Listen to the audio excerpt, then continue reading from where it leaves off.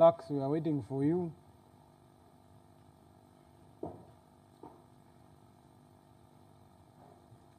Allow me to call this meeting to order. We apologize for the delay by 6 minutes. Can we have introductions? It's going to be a very long meeting. Introductions, honorable members, very fast. Thank you, Chair, colleagues, and our guests. My name is Richard Gafavusa, Member of Parliament, Boamba County, Pundibujo District, member of this committee. Thank you.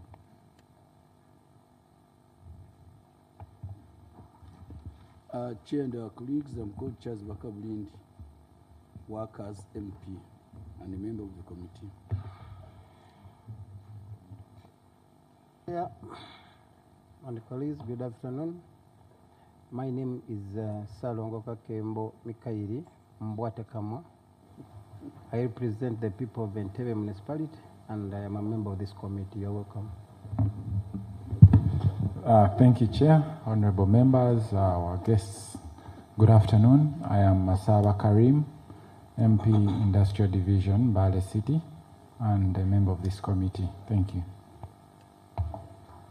Chair and colleagues and our guests, my name is Kankunda Amos, and I represent the people of Rampara County, member of this committee. Good afternoon.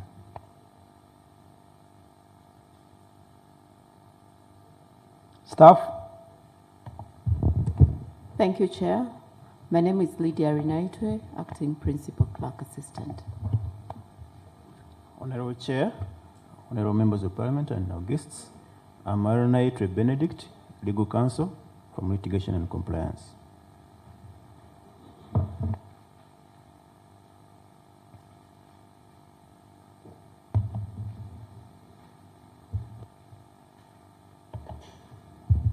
Staff. Good afternoon, Chair. My name is Miriam Ochakolong, an Assistant Editor of Hansard.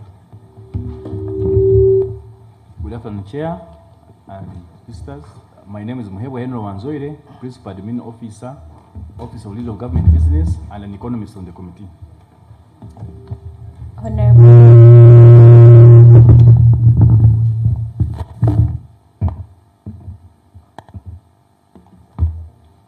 Chair and our guests, Jovita Nandaula, a researcher.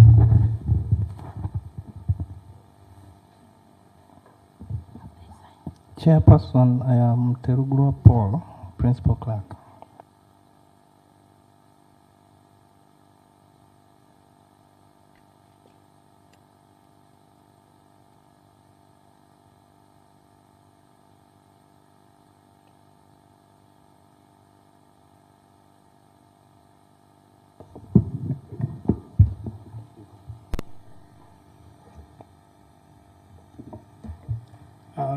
Honorable Chair, my name is Tracy Jebani.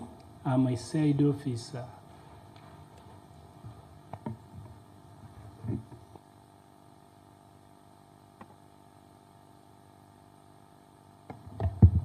Honorable Chair, honorable members, guests, names Odoide Gracious, CID attached to this committee. Okay. Mwine Mpaka, MP Mbara City South, and chairperson of this committee. Can we have introductions from our guests?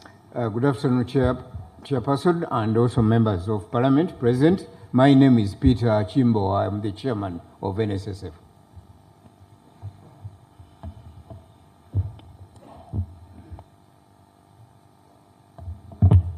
Honorable Chair and honorable members of the August Committee, Patrick Ochailap is my name. Deputy Secretary Treasury, member of the board of NSSF. Honorable Chair and honorable members, I'm Dr. Silva Mujisha, MD National Water, but also a member of the board of NSSF.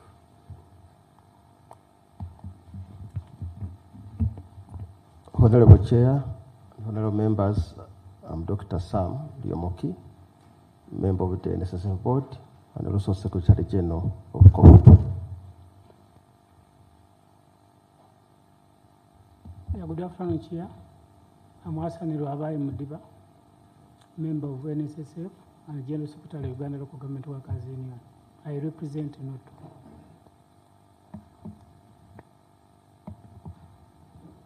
Good afternoon, Chair. My name is Annette Nakaunde, member of the board. Good afternoon, Chair and honorable members. I'm called Penny Natkamwesiga. I'm a member of the NSSF board representing workers.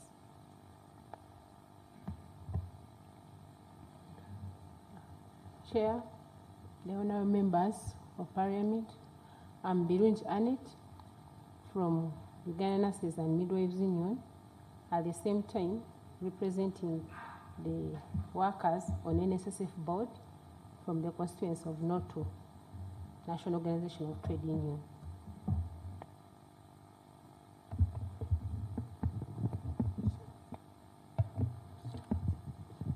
Honorable Chair, honorable members, I'm Agre David Chivenge, Permanent Secretary, Minister of Gender, Labour and Social Development, and member of the board of NSSF.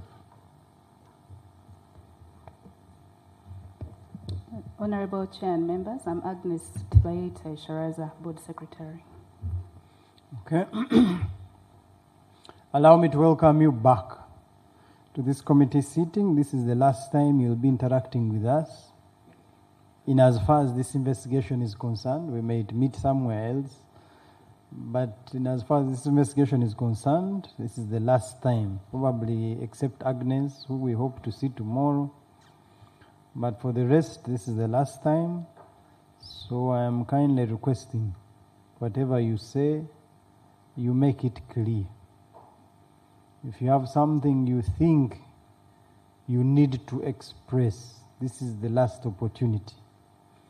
Otherwise, you may end up maybe under collective responsibility.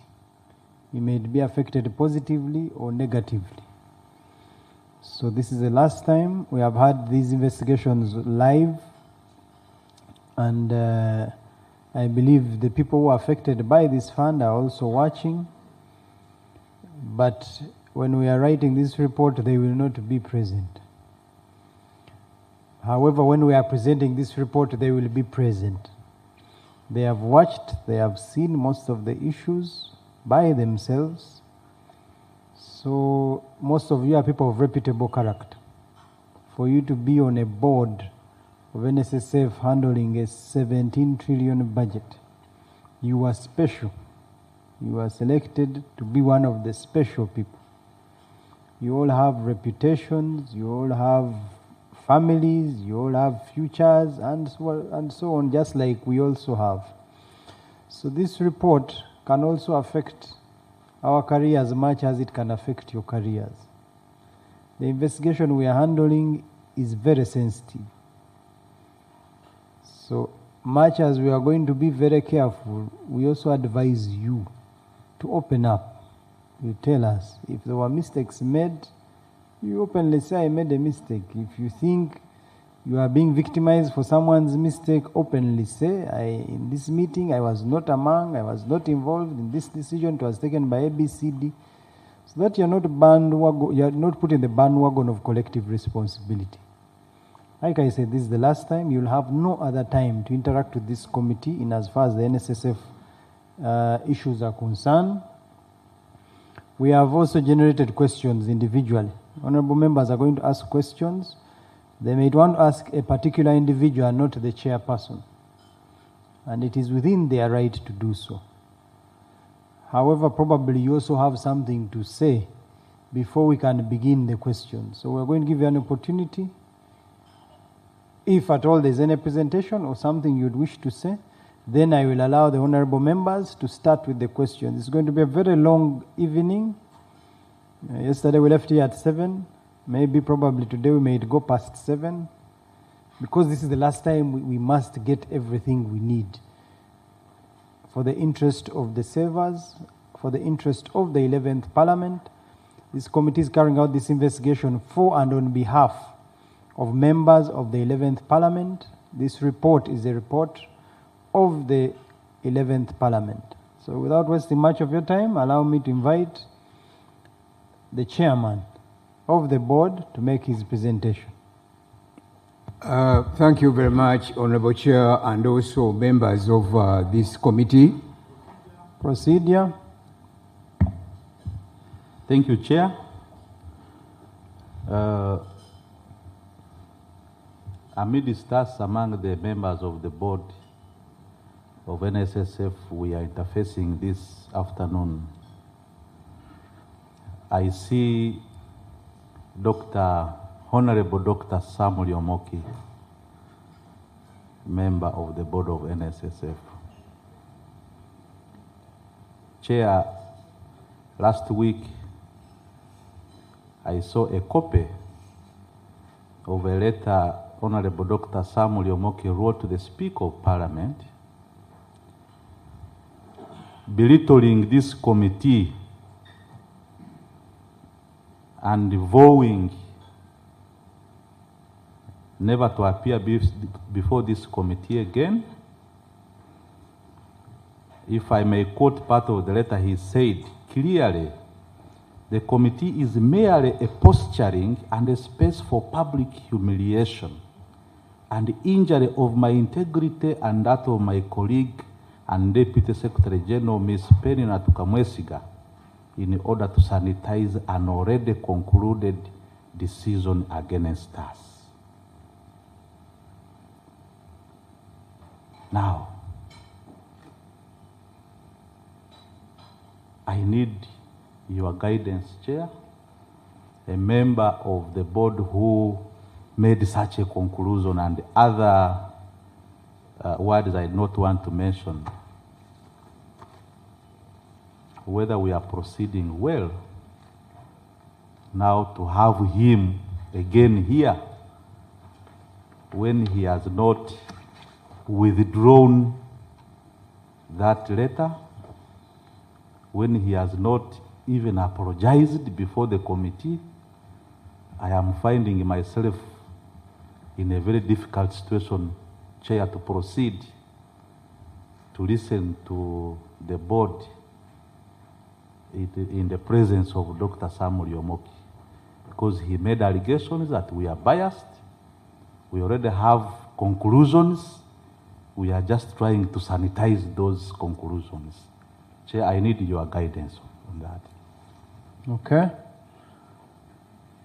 The board was invited by the committee to appear.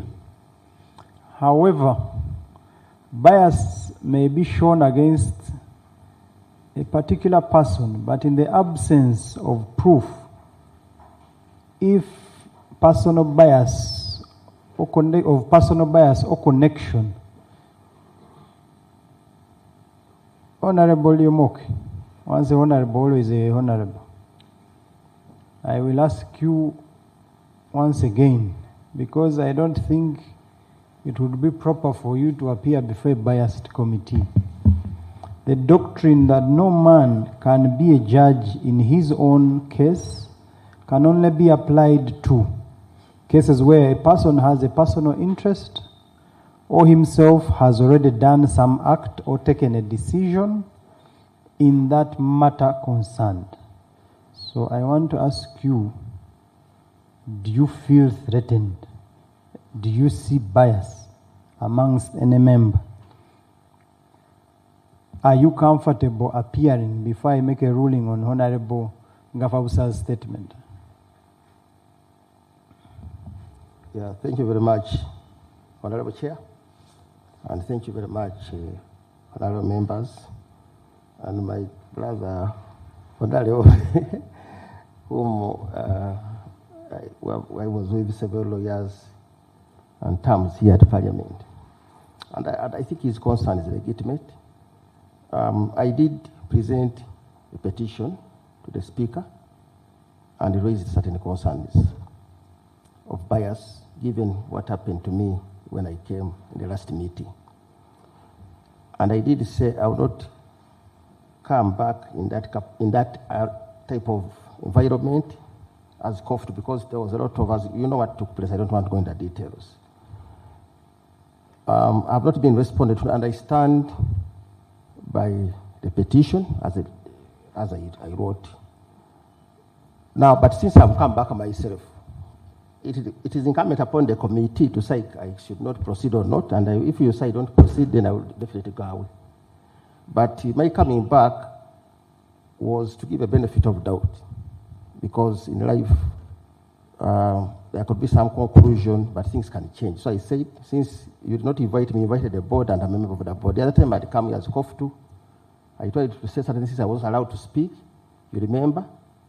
And even I was going to, at the end, to ask that there are a lot of allegations that have been made against me, and I was going to ask for time where I can handle those allegations, if possible. But the wisdom is yours. You can say, I don't attend, and I will comfortably go away. Or you can say, I can attend. So for me, even if I still think that the committee has someone biased, I can still I will attend. But it is upon you to tell me to go, and I will go. But if you tell me to stay, I will stay and try to speak. So the decision is yours. I will come back on my own. No one forced me to come, but I took a decision to come as a leader, now coming under the board. And I was also going to ask that I be given a chance as an individual, because of our politics in the labor movement, there's a lot of wrangling. So the other time I came and there was confusion, and it was really something that was unfair to me. You have also said, Honourable Speaker, Chair, sorry, that the baseless allegations, you allowed that baseless allegations. Even the guy I found here, my brother, Mabua, who has made very baseless statements that injure some of our reputation, of all things, girlfriend, many terrible things. And without any substantiation, he was allowed to speak, and you find everywhere in the mass media. You even had people saying that I've escaped. Yes, that I've escaped, I'm out of the country. That was the whole of last week, and even this morning. Okay. I'm no longer. So, Honourable Chair, I know I still stand by what I raised, and I have not been responded to. But it depends upon you whether you can give me another chance to continue or not. And whatever you rule on, I will abide. Whether you say it's not possible for me to be here, definitely I will go. But my plea was I'm allowed, and second, also given time. But it depends upon you. You have the power, you have the wisdom, and everything. Thank you, Mr. Chairman. The last time Dr. Lyomoki was before the committee, he had an issue with one member of the committee being present. At that time, he presented a petition against one of our colleagues being a part of this committee, who is also serving workers. But merely because an officer of a corporation is named to be the authority does not by itself bring into force or operation the doctrine that no man can be a judge in his own case. And it is upon that background I ruled that the Honourable Member was put on the committee by the Right Honourable Speaker, unless otherwise we have evidence of bias, because bias must be proved. Now, Dr. Lyomoki, I'm going to ask you to do two things. If you wish to appear before this committee, you must withdraw on record the statements you made about this committee being biased. Otherwise, I would not find it of any consequential value. For you to appear before the same committee, you have reservations upon. So you'll either withdraw the various statements you made about this committee, or you'll have to excuse yourself for your own interest, not to appear before a biased committee and be harassed. So I don't know what you're going to take. As I said, Honourable Chair, I stand by the petition, and if it's your view that I'm not given a chance to speak, then so be it. So be it. I know that whatever conclusions are made by people, allegations, don't determine my destiny and purpose in life. So because I have the justification, there is evidence which I gave to the Speaker. Can you kindly share with us the evidence. If you want me to take a ruling on this matter, you need to share with us. What bias are you seeing? Where is the problem?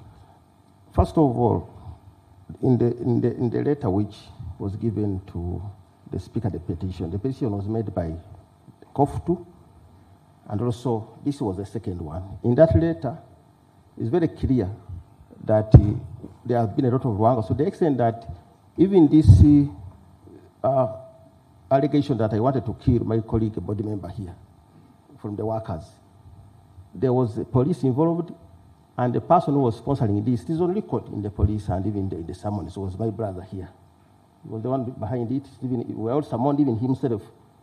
And it's very clear that he was the one insinuating because he wanted to destroy my name, to the extent that he was saying that that I wanted to kill my brother here. And it's clear, we were summoned to the police, a lot of allegations, he was the one behind it. Even the people who are coming here to speak, he's the one funding them. Because of the politics in our constituency, and clearly the people can testify about this. We have a colleague who was there testifying. Dr. Samuel Lyomoki is pointing to, and he's not mentioning the brother is referring. Am I the one? No, it's Honorable. It's my brother, Honorable Charles Bakabulindi, who have been in Parliament here about 25 years, and all that time he was always trying to do a lot of things against me. Yeah, so, and there is evidence about a police case where he worked with him, and he told him I should go and meet them, then later we tried to meet, and then they said that I wanted to kill him. It isn't the police, and this is one of the allegations that I wanted to kill someone. This is my brother whom they So, Dr. Lyomoki. So for me, basing on that, even all these things that we are hearing about COFTU, because there have been some issues between the two centers, and my brother there has been funding unions to come from this side, and there is evidence to that. Because for him, he doesn't want the other center to coexist. He has issues with me because of politics. One time he was a minister, he moved, and he thought I'm the one who was behind it, and yet I was doing his special assignments with the president, which were not connected with him. So that's the type of, so there is a very serious fight between me and him. He doesn't want him to see me. And there's evidence to that, even if you call the people. Yeah. So basing on that, that is the truth. So that was the allegation. If someone who is always trying to finish you off is in a team of people trying to investigate, and some of the allegations are the ones he has engineered behind there. Even these people who came here talking, he's the one behind them. We have printed the intelligence information linking those four to him, calling them and all that, and they can testify about that. It's only because for me, yes. So there's a clear evidence, and I based on that, and I stand by my petition. Okay. Honorable Dr. Lyomoki claims that there is a member is not comfortable, and that member even doesn't want to see him. And the member is a member of the committee. He claims that the member of our committee worked with his neighbor, who he sits with on the board, to open a police case against him of violence. Honorable Bakabulindi, how would you want to proceed? Thanks very much, Chair. First of all, this brother of mine, I love him, and I understand him. And you want to see him? And I want to see him. And when he came, he greeted me. But I know his problem. He has made a point of his neighbor who is there, on their problems, I don't know, in SSF. By the way, I don't have money to fund people for your activities as you think. But I think, Chair, since we started, even the people who met this committee, who came from his union, is claiming that I was funding them. This committee is not interested in about funding. It is interested about facts. That's the only thing. I can make allegation, I can make what, but if there is no facts, it's a wastage of time. And to me, when he was talking, I was laughing because I have intelligence reports, I have this, but I know him. I don't want to shame him. I know his character. This is the season now we should talk like that.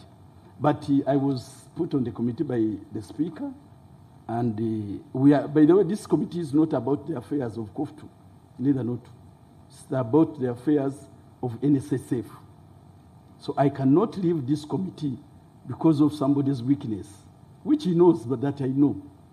And even his neighbor knows. They know where they met, how they went to police. I don't know if I need to sponsor a board member to move from here to police to make a statement. He's there, he can talk. Okay. He can talk for himself. But if he's feeling uncomfortable, it's upon him. He's the one who wrote that nonsense corrector. He's the one who has brought himself, as you have said. He's the one who's going to take himself out. But I will continue helping you whenever you have a problem, as usual. I love you. Okay. I had made a ruling on this matter. And I said merely because an officer of a corporation is named to be the authority does not by itself bring into force or operation the doctrine of no man can be a judge of his own case. Therefore, by Honorable Baka being a member of this committee by authority would not by itself mean bias. However, there is no evidence that has been submitted, but for us to have a fruitful meeting, Doctor, are you comfortable with sitting in this room, responding to all the issues you think you want to respond to, so that tomorrow you don't say I was forced to appear and I was harassed? Chair, before he responds, you know, we shouldn't take things lightly, like kids. Yeah, we are not kids. The letter he wrote to you is not complaining about me alone. He's also complaining about the integrity of the committee. And your question was clear. With me, he can abuse me, he can write nonsense too much. I'm used to him. I know my brother how to handle him. But he should withdraw his letter on the integrity of the committee. Otherwise, we are not begging him to be here.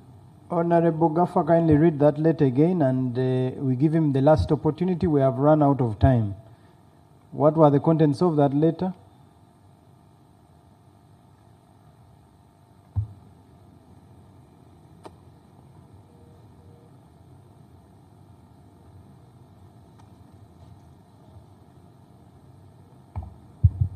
Chair, I'll just read those paragraphs that hint on the integrity of the committee.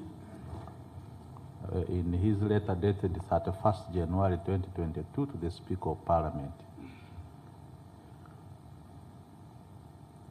And he says,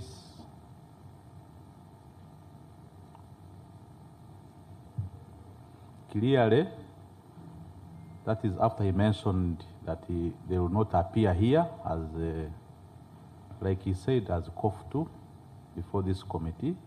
The committee is merely a posturing and a space for public humiliation. The committee, not Honorable Baka Bulindi. Public humiliation and injury of my integrity and that of my colleague and Deputy Secretary General, Ms. Penny Natukamwesiga, in order to sanitize an already concluded decision against us.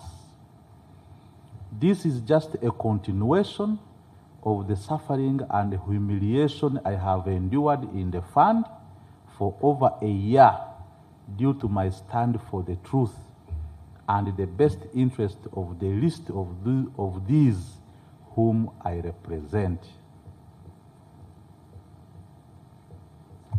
Associated, some paragraph at the end, associated with such uncivility, and therefore won't continue appearing before a clearly conflicted, prejudiced, and biased committee with a predetermined agenda and whose intentions are now discernible. Those are the words of the Honorable Dr. Samuel Yomoki in his letter. Chair, does his issue with the Honorable Baka Bulindi concern the whole committee. If Honorable Bakabulindi is biased from their historical relationship, is he insulting our integrity as a committee that the Honorable Bakabulindi is going to bias all of us, including you, Honorable Chair of this committee? Okay. Honorable Dr. Lemoka, are you going to withdraw that statement? Mr. Chairman, I stand by the statement. The way I was treated in the other, when I came here, there were baseless submissions were made by people. When I would say something, I was ruled out of order, and I was clearly given no time to defend myself at that time. And I wrote basing on that. So I still stand by what I made as an appeal. It is on record. The Speaker has not yet responded. You can even see the way my colleague was responding to what I've raised because of the agenda that he has. So I stand by the words, but also I was requesting to be given opportunity. If that petition that I have conflicts and you think I cannot continue, then so be it. But I stand by those words, because even the letter that police thing, even himself is summoned, it is there, everything is there. So for him to say that was between Honor two and actually he himself was also, and even made a statement, very, very deep thing. There are things that I cannot speak here to embarrass him, but which are very, very clear, which I don't want to go into those details. Okay. Yeah. Even in that same letter, he made a clear statement. A question that came from us, where they wanted to be funded for IRO last June, but it was let down, and everyone in the labor movement, telling everyone that I'm the 1 million, Dr. Limkande, people can, that I'm the one who refused, that I'm the one who caused the board. So if he thinks I can cause the board, that means he can also cause these fellow committee members to turn against, because we made a decision as a committee and insist that we refuse Dr. as a board, and I Lomoki. was part. Yes, sir. We want to hear whatever you want to tell us. We want to give you a chance to correct, if necessary, whatever people have said, whatever you have heard. But this cannot be done, let's assume this is a tribunal. It cannot be done where you think you are appearing already before a committee that has already predetermined and is just posturing, a committee that is biased. So I'm kindly requesting, because I also want you to say what you came here to say. I want you to maybe correct some things that may not have been said in the right way. But I cannot allow you to do this if you still think you are appearing before a predetermined committee, posturing, and that is biased. So I'm going to kindly request you for another last time. Can you withdraw those statements? In terms of the petition,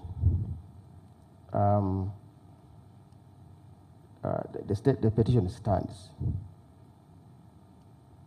In terms of the reference to the whole committee, that one, I can withdraw the reference to the whole committee. But in terms of the whole, I mean, as long as my brother is there, there's a really, you see, I don't know. There's already a conflict of interest, but we can, I am waiting for the response from the speaker. But in terms of that reference, that conclusion about the whole committee, it will depend on, for instance, how to die or operate. If, for instance, I can withdraw that statement, but depending on how, if it is the same thing like last time, then it will be the same conclusion. But okay. Since we are just starting this meeting, and since I've requested for, I will be able to respond, and also, if possible, maybe given time, I can withdraw that statement in reference to the whole committee. Because you have not withdrawn, because you are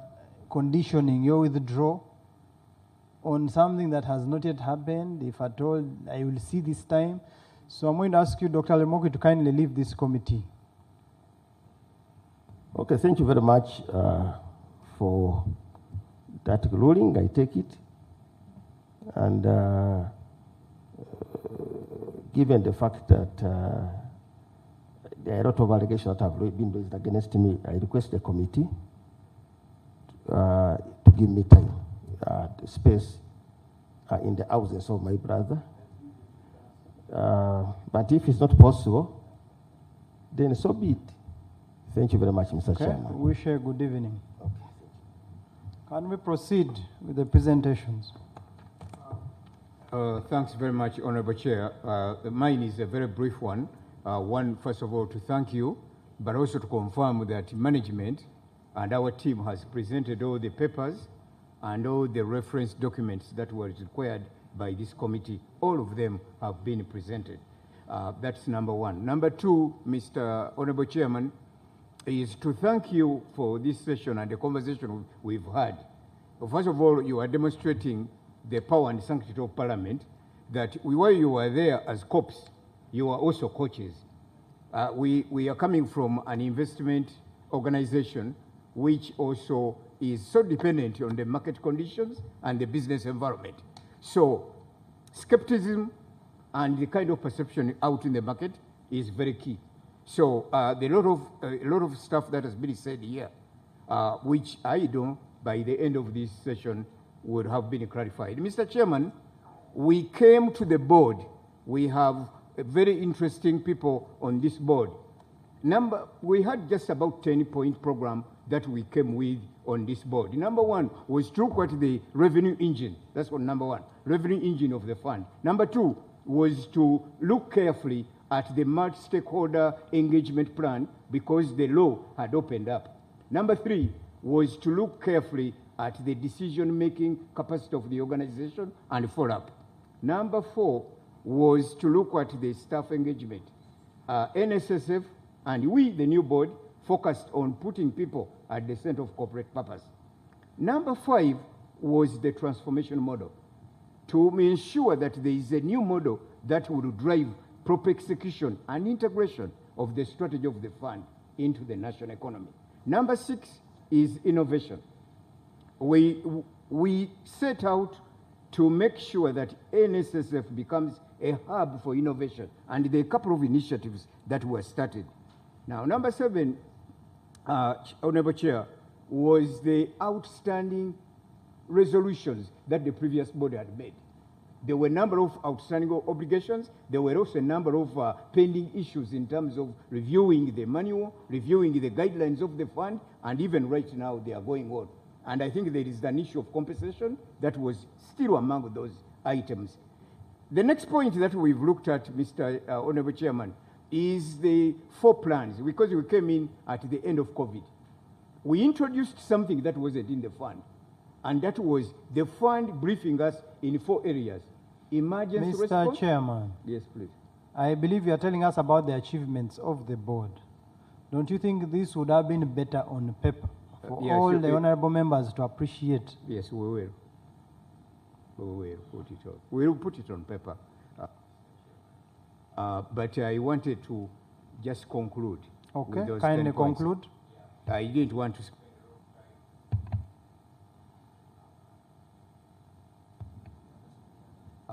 I didn't want to spend time on that. I just wanted to summarize very quickly.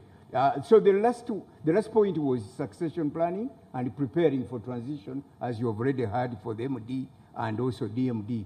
What we are going to put also in writing is the fact that we went beyond just giving these people appointment letters, but also having what we call a performance-based compact for each one of them. Lastly, Mr. Chairman, was board development. I want to conclude by saying this board is united. There is no evidence at all that I have as a chair that the board is disunited. There is none, except for one individual. And I put that in writing in 2 letters to the minister. The second point that I want to mention is the board is qualified to deliver its fiduciary responsibility. And finally, what I wanted to mention is that we are ready and willing to answer to the fullest extent we can any questions asked.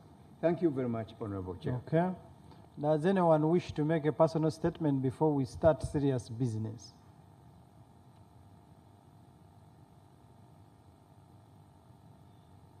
Mr. Chailap, I can see you are itching to switch on the microphone.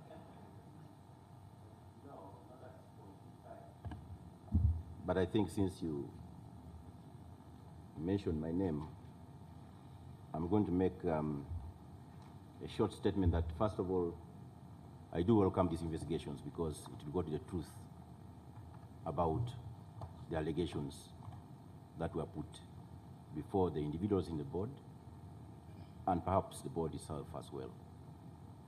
Number two, to the best of our knowledge and ability, we have records which speak to the facts that have been submitted to this August committee, and it's up to us to validate those pieces of information. Number three is that I know the principle of collective responsibility is cardinal in all governance institutions, or governance in all institutions. However, when a very important matter comes that requires unveiling the collective responsibility, the board has got structures through which that unveiling can be done. And according to the board, the relevant committees through which a particular matter relates that requires unveiling is the first point of call before you arrive at the individuals. So, as you mentioned, I needed to put that statement on board that in case we all go by the principle of collective responsibility. However, in the event that a matter of importance requires that that collective responsibility be unveiled, then the unveiling will take the trend of committee, which process that item, and then the individual board members' discussions, which are borne by the minutes that have been submitted. Okay. I beg to submit, Chair. Yes, Madam Penina. Thank you, Chair. I also would like to make a personal statement arising from this probe. We have a petitioner, Matua, who came to this committee and made serious allegations about my reputation, referring me as a board member who was brought to the board by mistake and through favor, which wasn't right, and he could not substantiate that. I would like the committee, if it can allow Matua to come back and withdraw that statement, because I'm a practicing lawyer, I'm a married woman, a church leader, an advocate of the High Court. I've been practicing for 10 years. I've been in the labor movement for over 15 years. I have the experience, the qualifications, and the skills to be on a board and also serve on other important boards. So a petitioner to come here and make allegations which the media picks and they capitalize on that without any evidence. It hurts my reputation, and I would request if the committee can summon Matua to come and withdraw that statement publicly. Thank you. I remember during that committee sitting, we asked him to substantiate how he got knowledge of you being a girlfriend of some other person, and I remember he withdrew in that meeting. We can just provide you with the record of the committee, but as a committee we did our part and we asked him to substantiate, which he failed to do, and he withdrew that statement. Do you expect something more from us? Okay, thank you, Chair. But the way media got it, it's as if it's a true allegation, and you have seen it everywhere in social media. My reputation has been hurt because of that. But if you withdrew, then I'm okay to go. Thank you, Chair. Okay. Any other person before we start? Yes.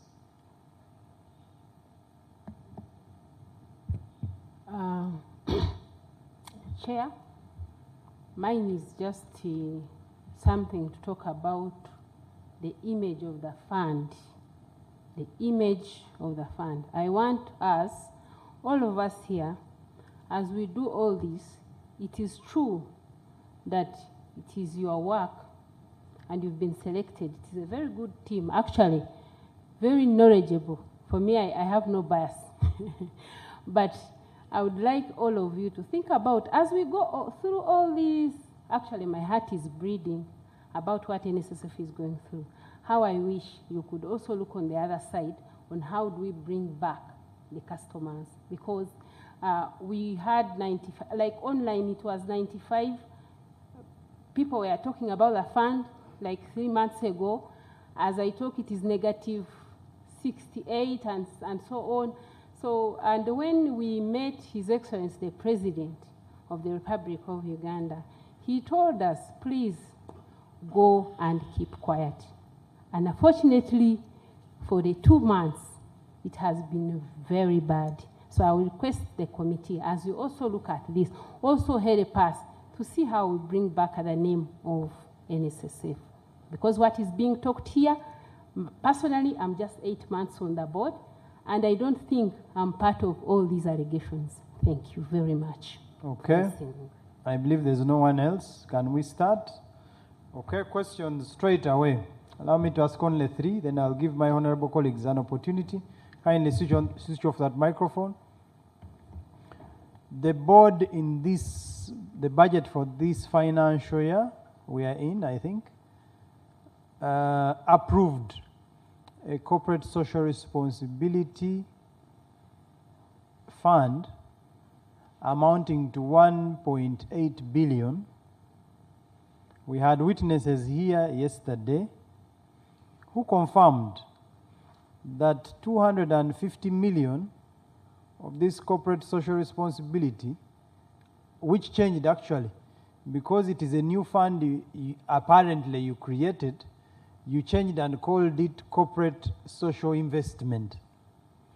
So the chairman of the board, you have been allocated 250 million to donate as and when you wish, and this money cannot be accounted for. The whole board, you have been allocated 500 million to donate how and when you think you want without accountability. You have also given the Honorable Minister of Gender, Honorable Betty Amongi, 250 million to donate how and when she feels like. And others, the unions, were given 400 each to donate how and when they feel they should. So my question is, who arrived at this decision? This time I will ask Patrick, Mr. Patrick Ochailap, to be the one to respond to this matter. This is in finance. Who arrived at this decision to spend the savers' money and create a fund that cannot be accounted for? The second question, Madam Penina, I'm sure you have heard, you have watched several appearances here where you are the corporation secretary of COFTU. Dr. Lyomoki, unfortunately, has gone. He would have given us information. He's the Secretary General of COFTU. Now, you are the same people who are on the board. We have looked at your constitution. Any matter that is silent, the decision must be taken by your SEC. We have interacted with some of your SEC members. There is no meeting that was held by your SEC to appoint both of you onto this board. Kindly clarify how you arrived to be a member of this board. The third, again to Madame Penina, 400 million has been deposited on the account of COFTU so far from the fund. You have never accounted for this money because you sit on the board of NSSF, but you are again the corporation secretary of that union. The Treasurer General of your union said you and Dr. Lyomoki, whenever he picks money from the bank, from him, I'm just telling you what we have heard so that you clarify. You take this money from him at the exit of the bank, and that is the end. He has never seen accountability, but most important of all, even the management of NSSF has never seen a single accountability for the money you are receiving. Then lastly, from my side, under what legal framework did you write off a 20 billion loan to Uganda Clays? Honorable members, my two questions, apart from, will go to directed to Mr. Chailap. The other ones will go to Madam Penina. Honorable members' questions so that they respond at once? Or would you want them to respond and you ask? Kindly respond to those. We can start with Mr. Chailap. Thank you, Chair. The issue of the corporate social responsibility, 1.8 billion, and the reported allocation, I got to know about the reported allocation yesterday from the media. I sit in two committees, the Investment and Project Monitoring Committee, which I chair, and the Finance Committee, which Dr. Mugisha chairs. The corporate social responsibility budget and any other budget comes through the Finance Committee chaired by Dr. Mugisha, but it combines certainly submissions from the rest of the other committees. And this corporate social responsibility has been in the fund even before we came on board to deal with aspects which I practice in most corporate institutions, to provide those items and programs or support to institutions that are decided on as those that can promote the corporate image, in this case of NSSF, in a positive way. The block sum of 1.8 billion was indeed part of the overall corporate social responsibility budget, but was conditioned in the meetings that took place at the Finance Committee level that no expenditure should come out of that item until and after management has provided the work plans with institutions which are selected to conduct corporate social responsibilities, and also provide a criteria for the breakdown of that amount of 1.8 billion for corporate social responsibility. A decision was not taken, to the best of my knowledge and ability, in line with the record of the minutes that has been summarized for the board, to allocate the money the way it was reported in the press. In any case. Clarification? Yes? We are noting down something. Yes. We'd like to know, when did you take that decision as a board of no money should be got from the social, a corporate social responsibility of the out of 1.8 billion until the management comes with a work plan? When was that decision taken? It was arising from a summary of the board decisions. On page 1, I think the Corporation Secretary and the boards, the fund submitted that. It was extract of the minutes of the third ordinary meeting of the board for the financial year 2021/22, held on Friday, 13th May 2022, at Mbarara Hotel in Mbarara at 10 a.m. And for record, I did not attend this meeting because I was held up in other consultations in the ministry.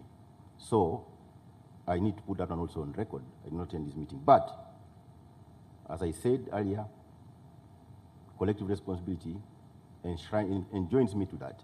But when you're unpacking, when a matter comes like this... Mr. Chaila, I can see you all have the same document on your tables. Yeah, you don't have it? No, the responses you are giving. Yeah. I can see you all have already, but that is not a big issue. You held a meeting on 3rd, and you said this money should not be spent. No. Are you aware that the unions and some other beneficiaries have already received this money?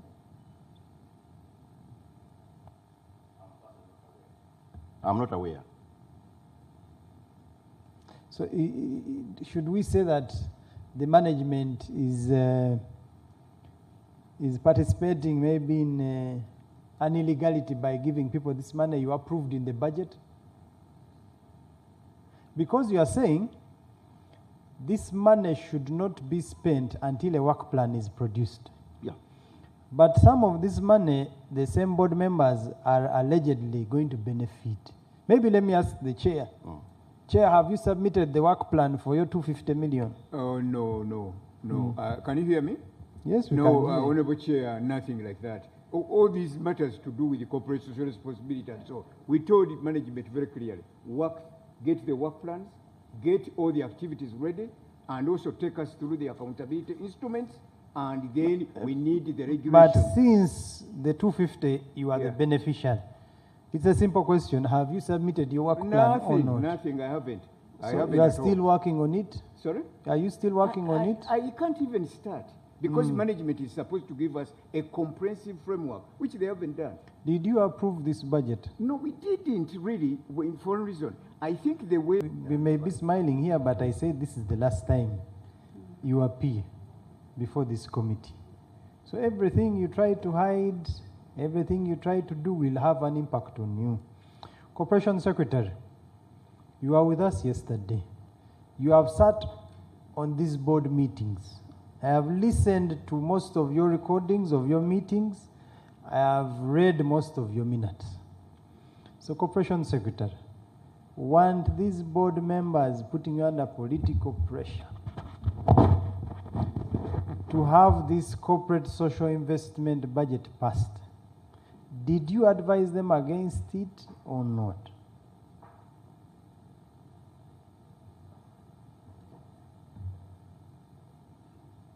Chair, there were discussions in the board, like you've seen in the minutes, for the corporate social investment budget. There were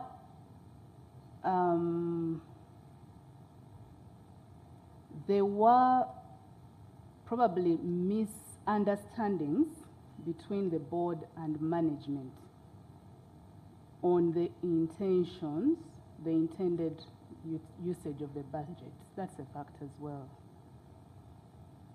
There was guidance given that there should be development of a framework through which the budget must be utilized. Councillor Agnes. Yes, Chair. I know before you came, probably you caucused, and maybe your job is also at risk. But even what you say will put it at risk either way. Luckily enough, you were here yesterday. I'm going to ask you one more time, just like I asked you before, and that will be the end. I will not ask you about this matter anymore. Were you under pressure to pass this corporate social investment that had incorporated monies, some to the board, some to the chairman, and some to the minister? From the fund, were there these discussions? Okay, Chair, that budget that you saw yesterday was never presented to the board, actually. You recall yesterday I said I was also hearing that allocation for the first time. I was on record. If you look at our minutes, that allocation... But you passed the 1.8 billion budget. Yes, Chair, that was passed. And the board, I believe, accepts that they passed it. They did. But that breakdown, specifically you're mentioning, no, that was not presented. So Mr. Byarugaba forged a breakdown of the 1.8 billion together with his public relations stroke marketing office. Chair, I believe Mr. Byarugaba is best placed to respond to that breakdown, because from the board records, the agenda, the information that we've availed to the committee, the minutes, the budget that was presented to the committee, first Finance Committee, to the board, submitted to the minister. There is no specific breakdown of the amounts, the 250, the 150. That's before. This is the first time I'm seeing people denying a budget they passed. Honorable Masawa, then we can allow the... Chair, thank you very much. On that issue, what I need clarity on is the work plan vis-a-vis the budget. Which one comes first? I thought the work plan comes first. So how did you arrive at the 1.8 billion that you passed in your budget? How did you come up with this figure? Or you just randomly came up with any figure? Because I thought the work plan comes before you do the budget. You clarify on that. Honorable Gaffa, then we allow them to respond. Thank you, Chair. Honorable Masawa has raised one of the clarifications I wanted. What informed the figure of 1.8 billion if there were no departmental work plans and the estimates for corporate social responsibility or investment, whatever you call it? Who dreamt of this figure of 1.8 billion? But secondly, Chair, the denial by everybody here, including the Corporation Secretary, that this breakdown, they are hearing it for the first time in yesterday's meeting. I need clarification. The letter written by Honorable Dr. Samuel Yomoki on behalf of COFTU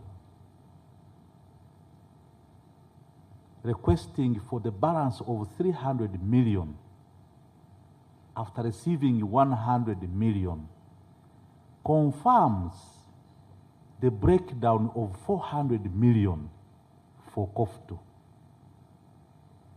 and 400 million for NOTU.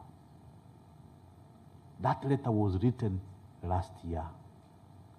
So if everybody here is hearing of this breakdown for the first time, where did Dr. Yomoki get this breakdown of 400 million, the same figure that was given to us yesterday by Mr. Byarugaba? Thank you, Chair.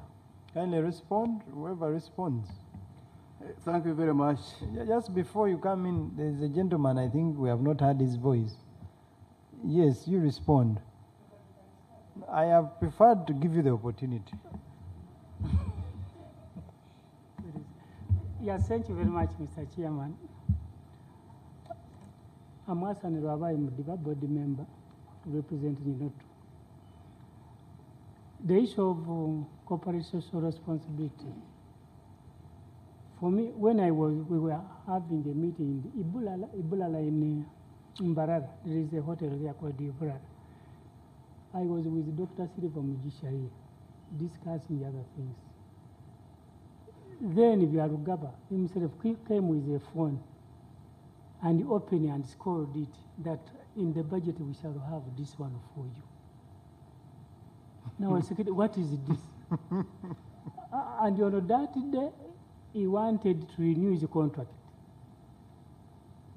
Now I told him that I don't need the money from you.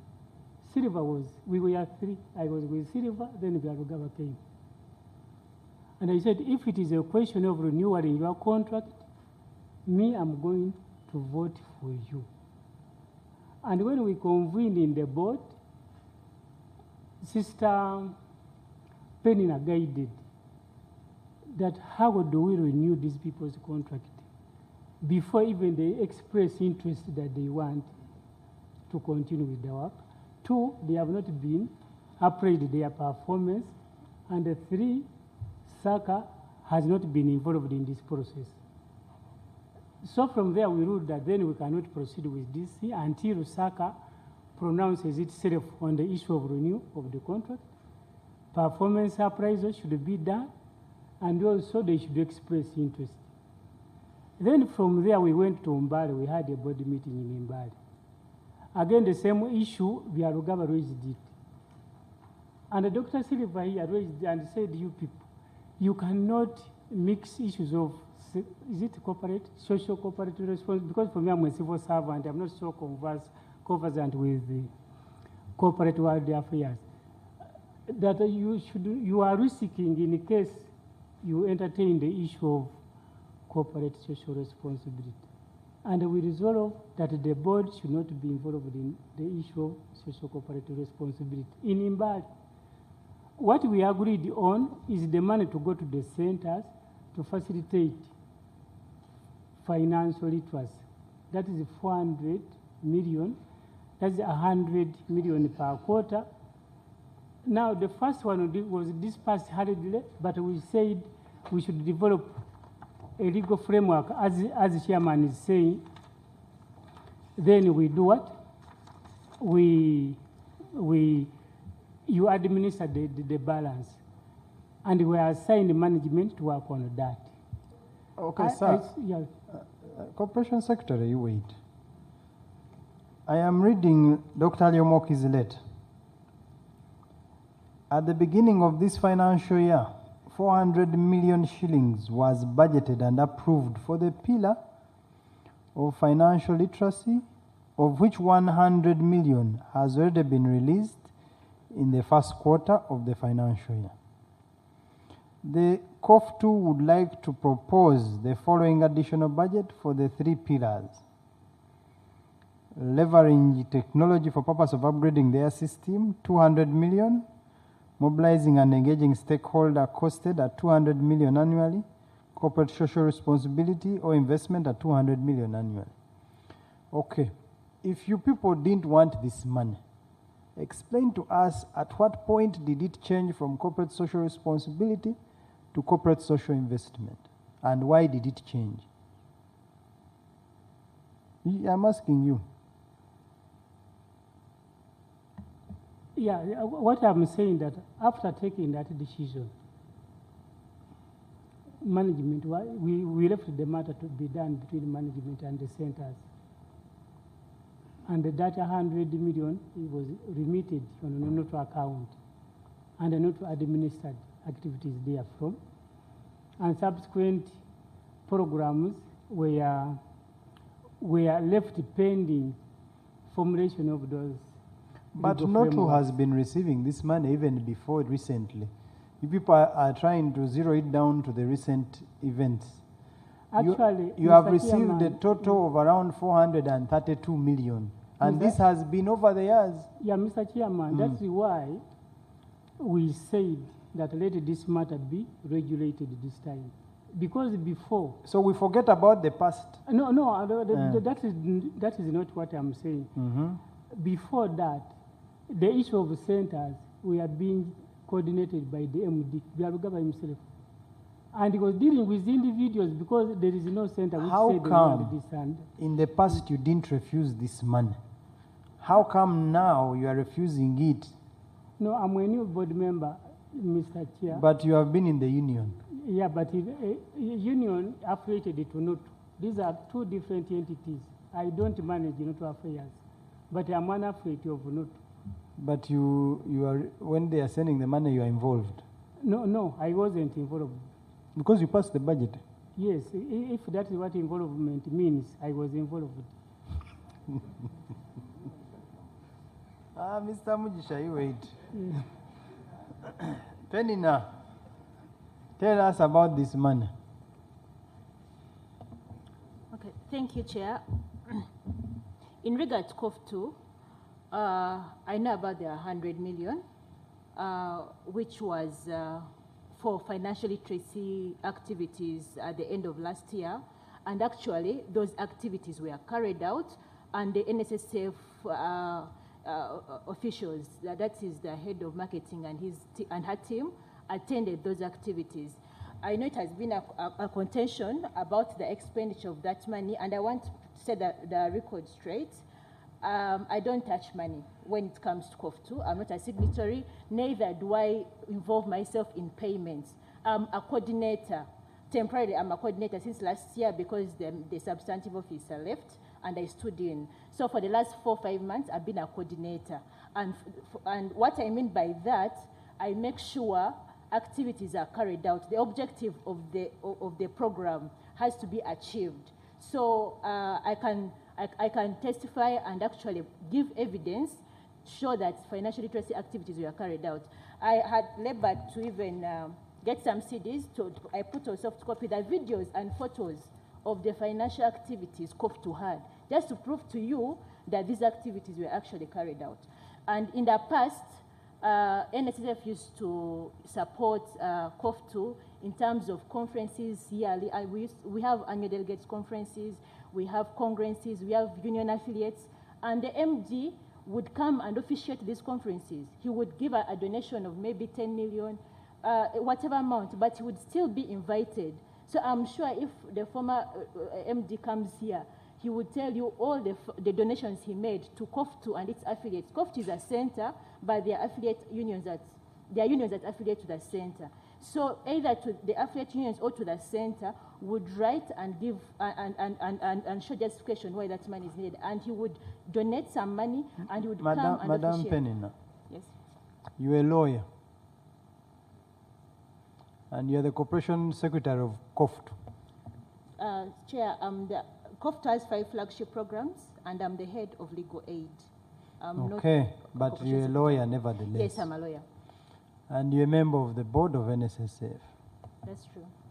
Now, under what legal framework would NSSF delegate its responsibilities?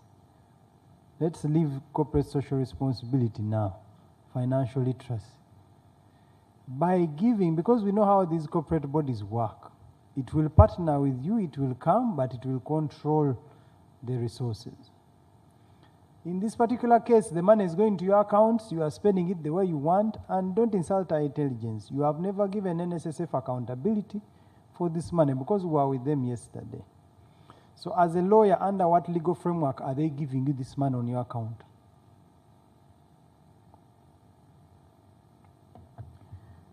Chair, I think in the past it was because of the stakeholder engagement relationship they have with the stakeholders.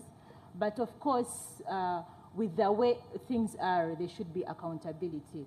But in the past, the MD, when he gives a donation, he would endeavor to come or send someone, but there was no accountability. That's very true. There was no accountability. Clarification, Honorable Gaffa, then Honorable Baka, then Honorable Kakembo. No, Honorable Baka.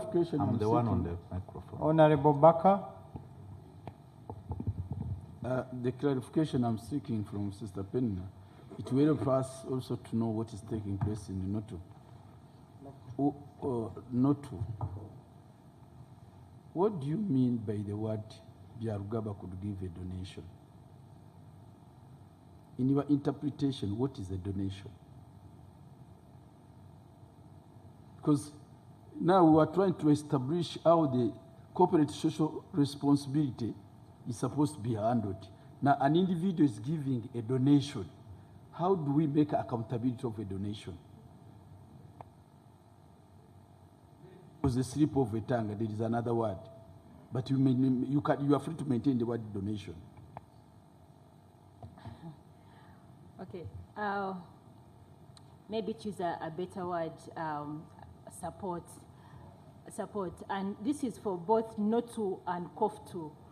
What was happening in the past, both centers and even affiliate unions, which were independent from the center, they would write to the managing director of NSSF that they are going to hold a conference, but then they would present a budget. So and they request for some amount to be added so that they are supported to run that activity. And under the stakeholder engagement policy of NSSF, they would render some small support and they would still attend. But the truth of the fact is there was no accountability at all. That one I want to admit. But it was through the events that. Clarification. Madam Penina, let's go back to the 100 million you accepted you received as COF2. You indicated that you actually went ahead and implemented several activities as part of this funding from NSSF, how many activities did you implement using the 100 million? Thank you for that. How many activities? Well, it was, I can't say 1, 2, 3, because what happens, it was about sensitization and awareness of workers across the country. So we picked up 3 groups.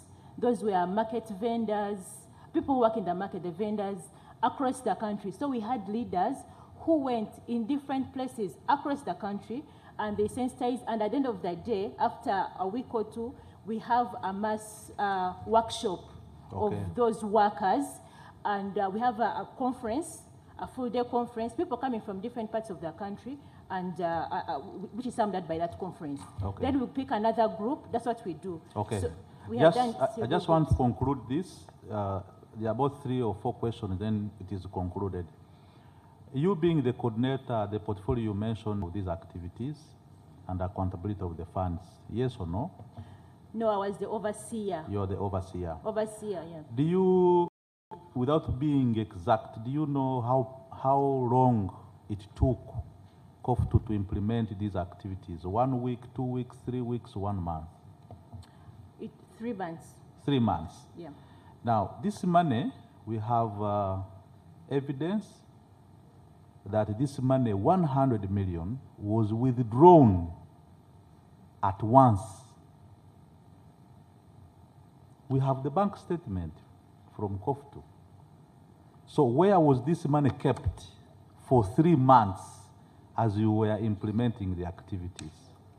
Okay, when it comes to money, we have programs officers. Personally, I do not, my main objective is to make sure the objective of the activity is fulfilled, implemented.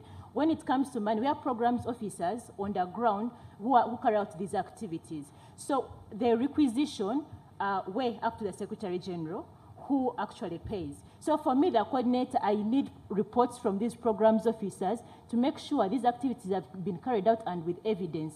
That's why they take it upon themselves to have videos and photos of every activity they do and present to me. So when it comes to money, for me, it was not part of my...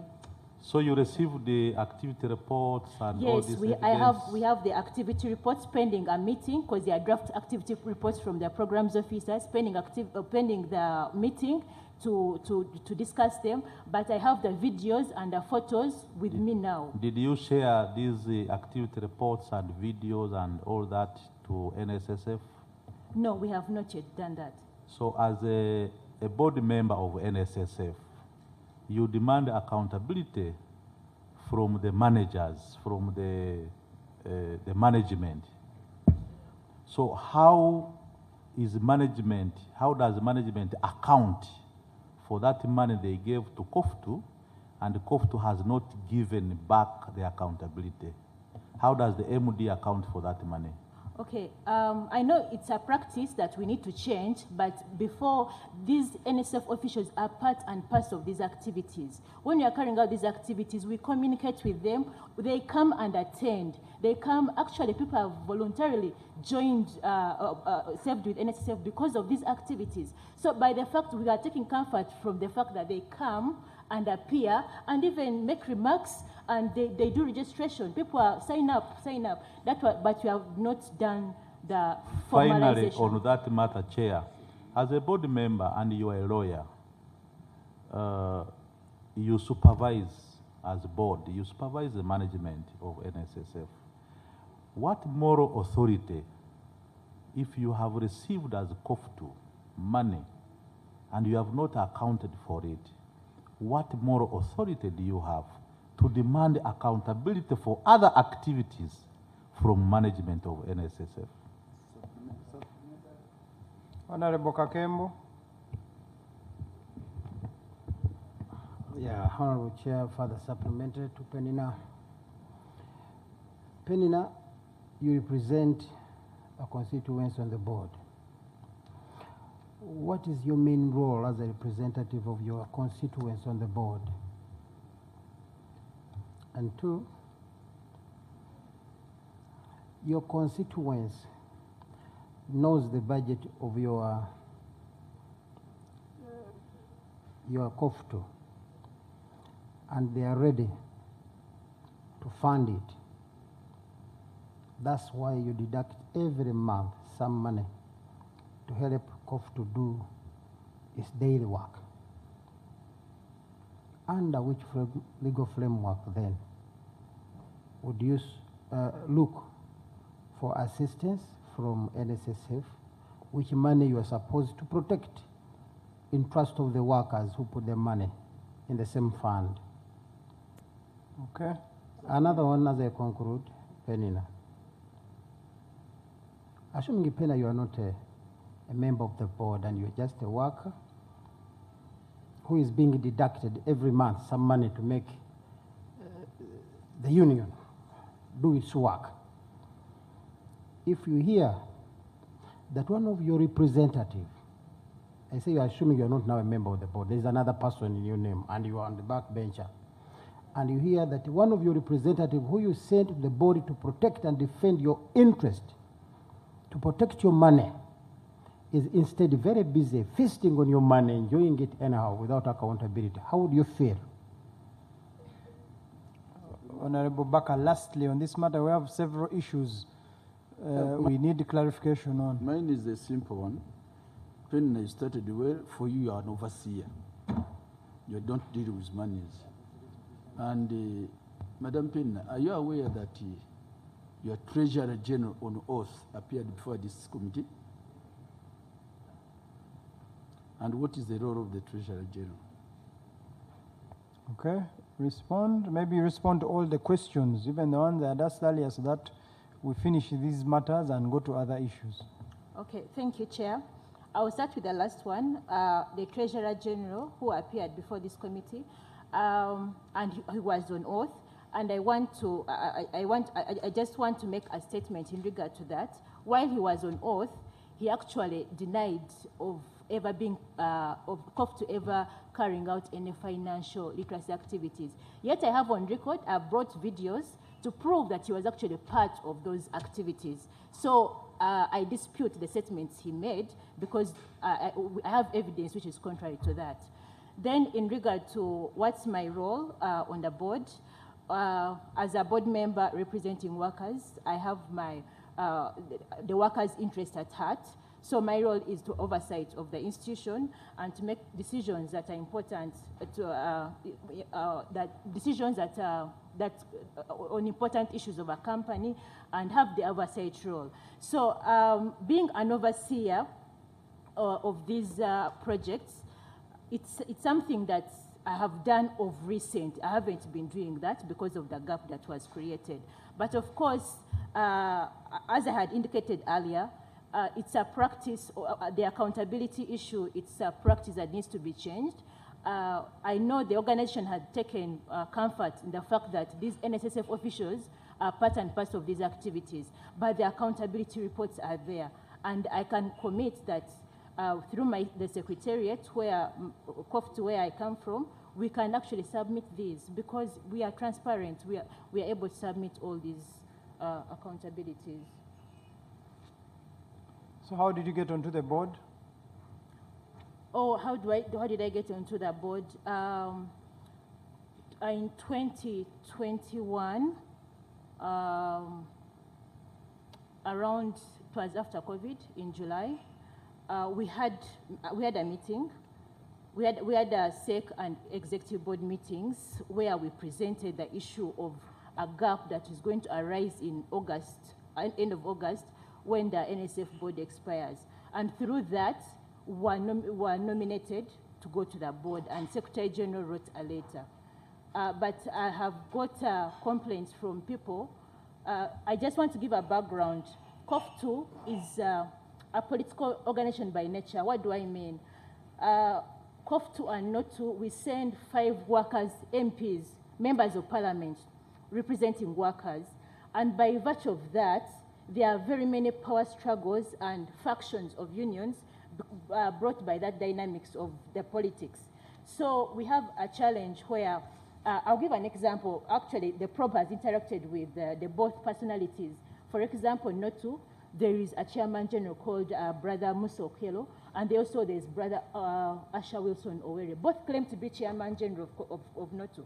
And that is not different from COFTU. Even in COFTU, we have those power struggles. You have factions of division, of unions, leadership, because of their political leaning.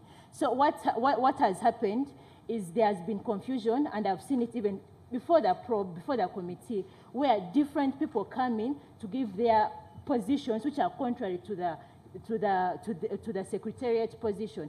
But the matter of the fact is there were SEC and executive board meetings in July, and I have the minutes, it's on record, that took place. But now we see people saying, no, in August, the meeting were postponed. In August, there were supposed to be elections. We have never held elections. I want to put it on record. As COFTU, you have never held elections to send people. Just some clarification, Penin.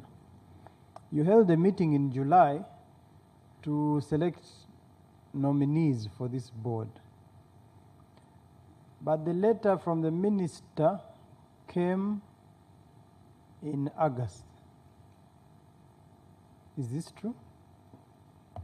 Chair, I'm not aware about the detail of the letter from the minister because I didn't look at it. But all I know, we had meetings in July. July 26th and 27th. The letter from the minister was asking you to nominate 2 people, and the letter came in August. But you nominated them prior in July. Is this true? I'm not aware about the letter from the minister, but I'm aware about the meetings that we had in July. So it's true we had the meetings on 26th and 27th of July. About the letter, I'm not aware. And the communication was we needed to have nominations for the board of NSSF. I have no further questions. You can respond to the rest. Chair, thank you very much. I just want to address myself to the answers my colleague gave you. Chair, in your preamble, you said that we should not be part and parcel of what we are not part and parcel of. Personally, I'm not part and parcel of the breakdown of the money to the minister, the money to the chairman, the money to the board. I am not part of that, and that issue was not discussed in the board. I have the expenditure heads here. The corporate social investment is under research and innovation expenditure head. And this expenditure head is a total of 6.5 billion. It includes high innovator, due diligence, benchmarking, strategic partnerships, and professional subscriptions. That's the budget line, and that is what we approved. Now, this breakdown of money going to board members to what must be somebody's creation, which we are not part of. And according to our resolution here, management reassured the board that there shall be a policy to be submitted to the board and the guidelines to govern this budget. So if there's any expenditure on this budget line, it has been done outside the guidance of the board. I thought I would make that clarification so that it is clear. Clarification. Honorable Gaffa, then Honorable Kakembo, then Honorable Masal. Thank you, Chair. Dr. Mugisha, your neighbor, the board member here from NOTU, just a few minutes ago, alluded to a warning you gave them regarding the budget for corporate social responsibility. Somewhere where you had a board meeting. And I thought that was good of you. Any of us would expect that guidance from you to the board members. What was it exactly that you were guiding them against? He mentioned it just a few minutes ago. You guided them and said, please, that direction you are taking is not good. Would you like to share what you remember, what you were guiding them about? Chair, can Honorable Kakembo. Doctor, I am interested in knowing your role in as far as budgeting is concerned and the oversight process within the budget in NSSF. Because you seem to be denying what a member, one of your member, wrote. He referred to what you had agreed when he was requesting for money and which money was given to him. You would be asking for an accountability report. I'm sure that money will be reflected. And from there, as the person who does the oversight role on the board, you will be questioning how that money was given to that individual. Who is your member on the board? Honorable Masaba. Chair, when Doctor made a statement that is only aware of the 6.5, it took me to the budget they approved, which we all have copies here. Strategic Partnership, High Innovation, and MasterCard Foundation, 6.5 billion. But again, the same document, when you go behind, it breaks down that 6.5 billion. MasterCard Foundation, 4.08. Then you have several. You put it under several, then you try to explain, which is the 1.8 billion. Then you have the 400 million, then 219 million, which comes to the 6.5. But when you say you're only aware, it means you only read the first page of your budget, which summarizes everything. And yet you're the very people who passed this budget.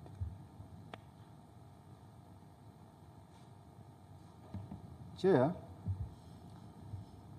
I am just dissociating myself from the breakdown of the minister, the chairman, the board, because that is a very, very bad practice.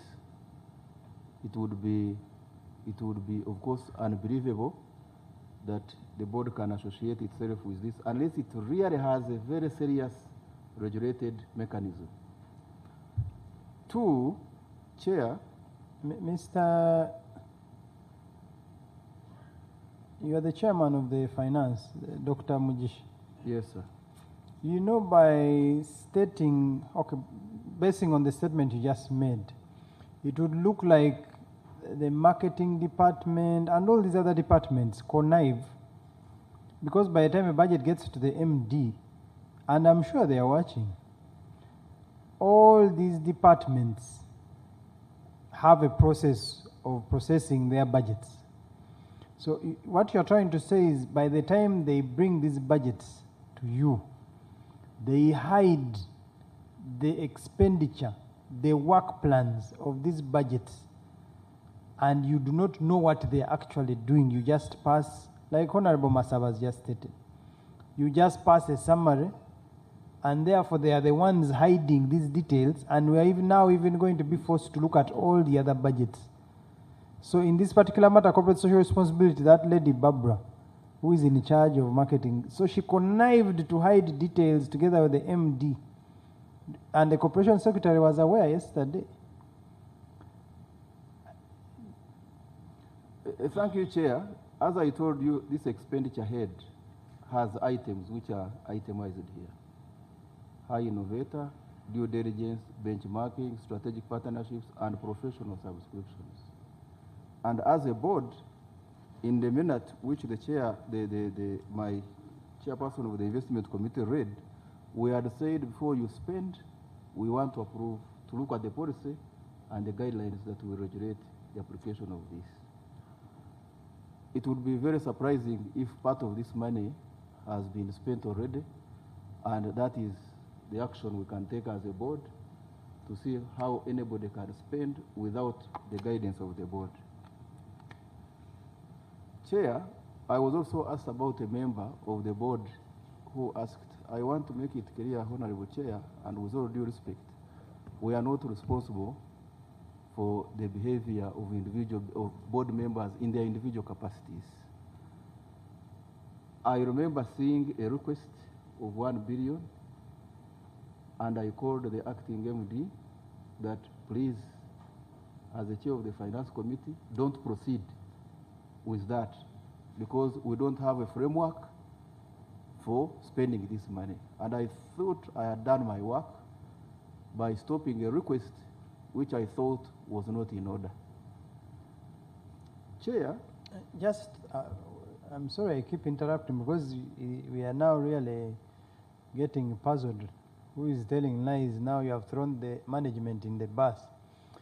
The corporation secretary, I'm sure every memorandum, contract, agreement that is signed at NSSF, you are involved. Now, the board is saying they do not know and they refuse the expenditure of this money. But you and Ayota, Mr. Ayota, signed an MOU with COFTU and gave them even a part of the money that was meant to be that was meant to be given as per that memorandum. So are you going behind the board to now start even going into contracts to give this money out? Because they are saying for them they stopped the expenditure. Now they are saying they are surprised if this money has been spent. But already there are steps being taken to spend the money, signing an MOU, sending the money to personal accounts. Chair, just to add, the money is already spent. A member from COFTU has confirmed. A member from NOTU has confirmed. Each one of them received 100 million, and they have already spent the money against the guidance of the board that there must be clear guidelines on how this should be done. I just wanted to add that, Chair. Thank you, Chair. First, a comment which I'd wanted to raise earlier for the record. I am the custodian of the official records of the fund, official. And I put up my hand at the point at which Director Hassan mentioned to the committee of a meeting involving about, not a meeting, a discussion among 3 board members. It's important that the committee notes the official position, how boards make decisions by board resolution in a meeting. There's an agreed agenda, there are papers presented, resolutions are passed. I have those records, I have shared them. And to note that the discussion that Director Hassan mentioned was outside the boardroom. No wonder even I got to know about the breakdown yesterday. So Chair and members, I think it's important that when the questions are being posed, to put that into perspective. Was it an official board position or was it based on discussions and understandings outside the boardroom? And that leads me to the questions you've just asked right now. The conclusion of that memorandum of understanding is an operational arrangement. The board's role was to pass a policy, the stakeholder management policy, which they did. The implementation is management's. Now, that memorandum of understanding did not mention amounts. In fact, it mentioned that the budgets would be predetermined and pre-agreed. There is a clear board resolution, the official board position, that instructed management to come up with work plans and initiatives. That was repeated, the extracts we've shared, repeatedly up to even the meeting of 25th November. In that respect, there was no budget. The letter of Dr. Lyomochi, I also learned about it personally a few weeks ago. How was money released? I don't know. How the money was released would have to be answered by whoever released the money. But the official record is clear. Management is expected to avail the initiatives. So I submit. Thank you. Chair, can we have members who have Honorable Baka, no, Honorable Amos, he has not yet submitted.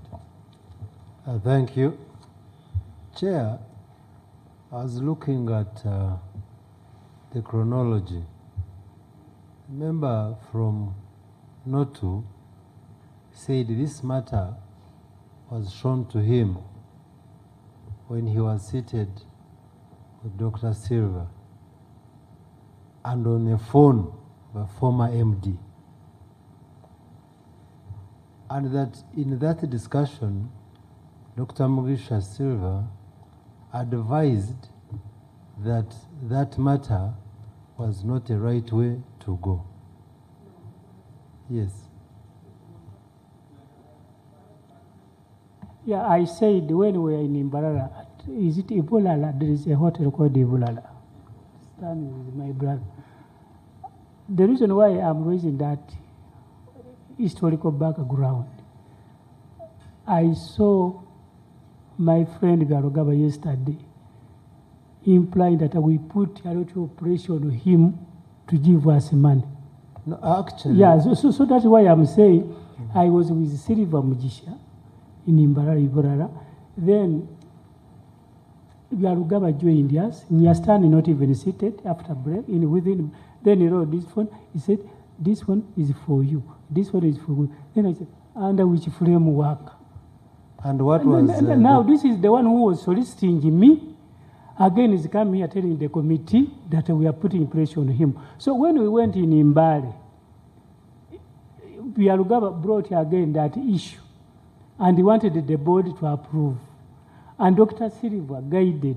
I'm sorry, I'm name because I did not prepare him that I'm going to mention your name, but I feel it is also... When he showed you that message that this one is for you, I'm putting it for you in the budget, didn't you see the total?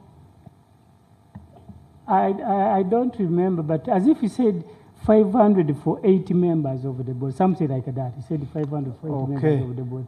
But you saw the total of the whole, the 200 for the chairman, the 500 No, for it you. was scrolling his phone like this. You could not see the whole total. You could not see it. You only saw yours. No, ours. He said ours. So, when Chair. we are in Mbali, in the board meeting, why I want to inform my dear sister Agnes, when we are in Mbali, in a board meeting, again the same, Byalugaba raised the same issue.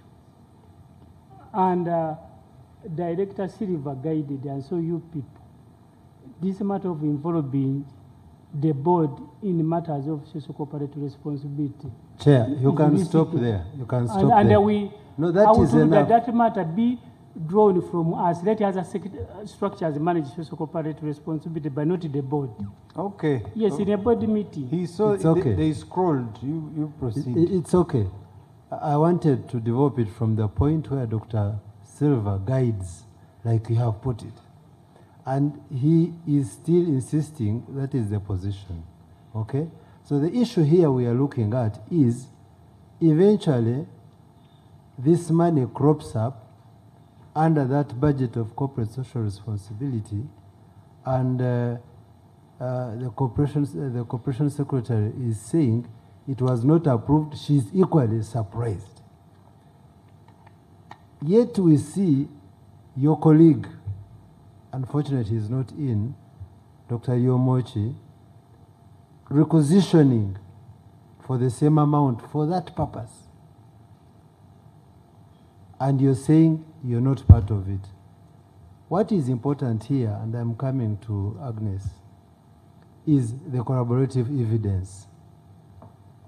You're saying you are not sure, you are not aware of this, and it has come up.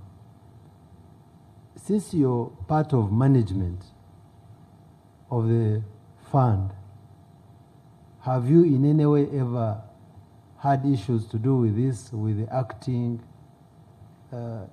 MD about the expenditure? Honorable members, as I have observed, the board is really moving on a serious collective responsibility. With your guidance, we are going to request the board to take leave somewhere. We will designate, and we shall interact with one member at a time. Clerk, kindly get us a very comfortable room. These are very big people, where they can sit, relax, and not hear what we are discussing as we interact with one individual per individual.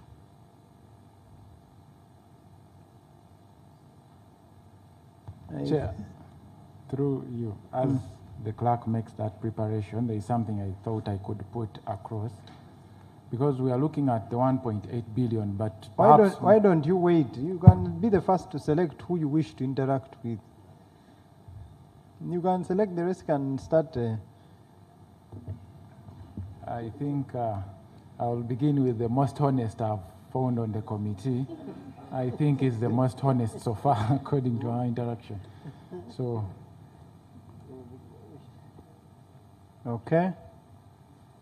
Of course, they are going to be watching on their phones, mobile apps, but it will not matter. Everyone who comes here will be put on oath. We are tired, really. We want to come to a conclusion on this matter.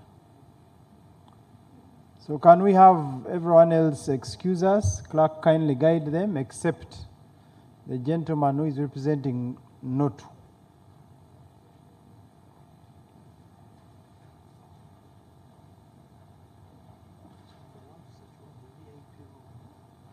Okay.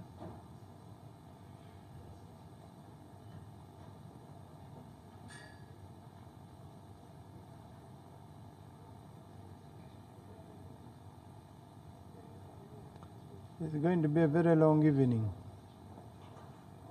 No?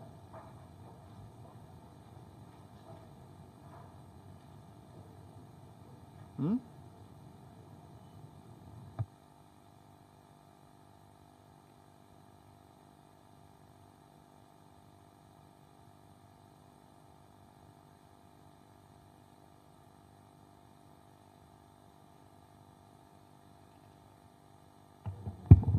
Chair, I know we may move with this board up to 7. Or even beyond. Even beyond. But you recall when we were starting our investigations, we have invited Institute of Corporate Governance twice, and they come in time. And whenever they come, they find us with another body. They sit until get tired, they go back. Even today, they are seated there. Why don't we give them 20 minutes while the other ones are settling? You have already begun interacting with stakeholders. You want to break off that engagement? No, I was just proposing, if possible. Honorable members, what do you... Just a procedure issue. While we were having interactions, one of the board members, that is Annette, I believe, walked out without any communication, and after some minutes, someone picked her bag. So I don't know if she's still around. She claimed she was not feeling well. She informed us.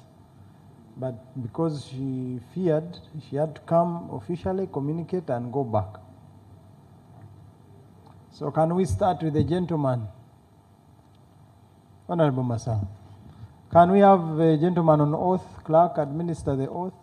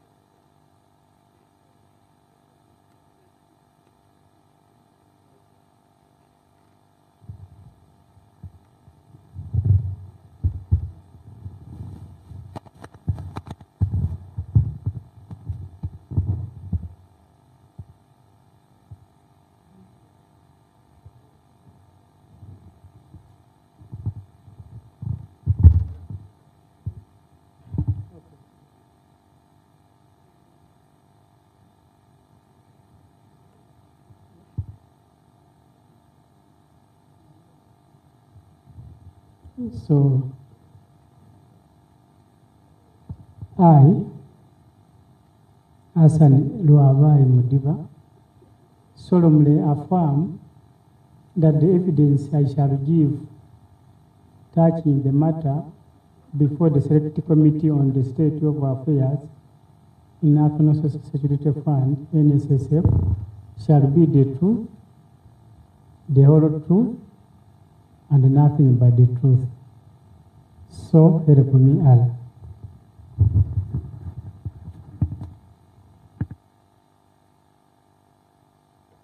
Honorable members, we want short and precise questions. We don't want questions that are going to take ages with preambles. Kindly, because for the interest of time, a short, precise question with a response.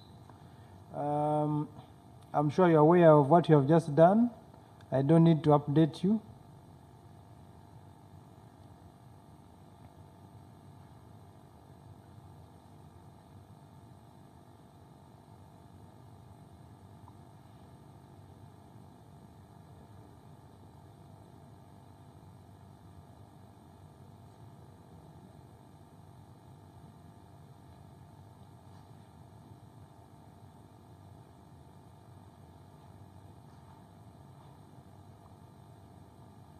Okay, Honorable Masao. Chair, mine is quite brief. One, Mr. Hassan, were you part of passing that budget, the 220 budget that was passed? Were you part of the process of passing it? Are you aware and do you know the details of the budget that you passed, if you did take part in passing it? The budget of 220, that is the operational budget. Yes, the operations budget. The operational budget is passed under the total framework budget. And the budget, of course, it is divided on two sides, recurrent and capital. Yeah, so when you are passing, you pass the total. So when you were passing, you were there when passing it and you had a copy of this document that you were passing? Yes, we had a copy of the budget. Okay. In that budget, there is under other operating costs, which amounts to 6.5 billion. Yes. Did you see that figure? Did you see No, actually, when we are passing the budget, the items were not itemized. They were not itemized. It was presented by Silva Mujisha, doctor, and I asked him, but this budget matters so are not itemized. They brought a budget which was a block figure. Yeah, it was a block figure. So the budget that you saw, yes, that was passed, they just brought a figure that you're passing 220 billion. Not without 220. The total budget of NSSF is beyond 200, but that was operational figure. But not itemized budget, the way that recurrent, there is this item 1, 2, 3, and yes, even I raised it to Hassan, Mr. Hassan. Yes. This is the entire budget of the NSSF, which includes the operating expenses, the other costs, everything that we are talking about, the 220 billion. Including capital expenditure or recurrent. This one has, I don't know if you have a copy, because no, it's you that provided, because it has including the maintenance, equipment costs. This is the operating budget of 2022-2023, and then other operating costs. Yes. So I'm particularly interested in the strategic partnership, High Innovation, and MasterCard Foundation. Did you look at that figure, the 6.5 billion? No, those figures were mentioned during financial committee when we were preparing the budget in the financial committee. They were mentioned. Yeah, but when we passed. So you don't have knowledge of how the 6.5. No. Chair, perhaps we can move on. I think I will forward it to another person because he claims not to have knowledge on that. Thank you, Chair. Mr. Hassan, to me you seem quite genuine. Quite what? You are genuine. You affirm that? Yes. And I hope that by the oath you have taken, you are telling us the truth. And you are honorable? Musila John, the Rastaman. Okay. Thank you for reminding me to introduce myself to you. You have been a civil servant, and yes, possibly you retired, so? Yes. And you are aware of issues of moral turpitude, isn't it? Yes. You insinuated here before the chairman, and they said that somebody or the former MD was on a course of influence peddling. Am I right? When he showed you at Mbarara, in Mburara, in Mbarara, he scrolled down Yes. and insinuated to you, and they said, this is your part, even without you knowing.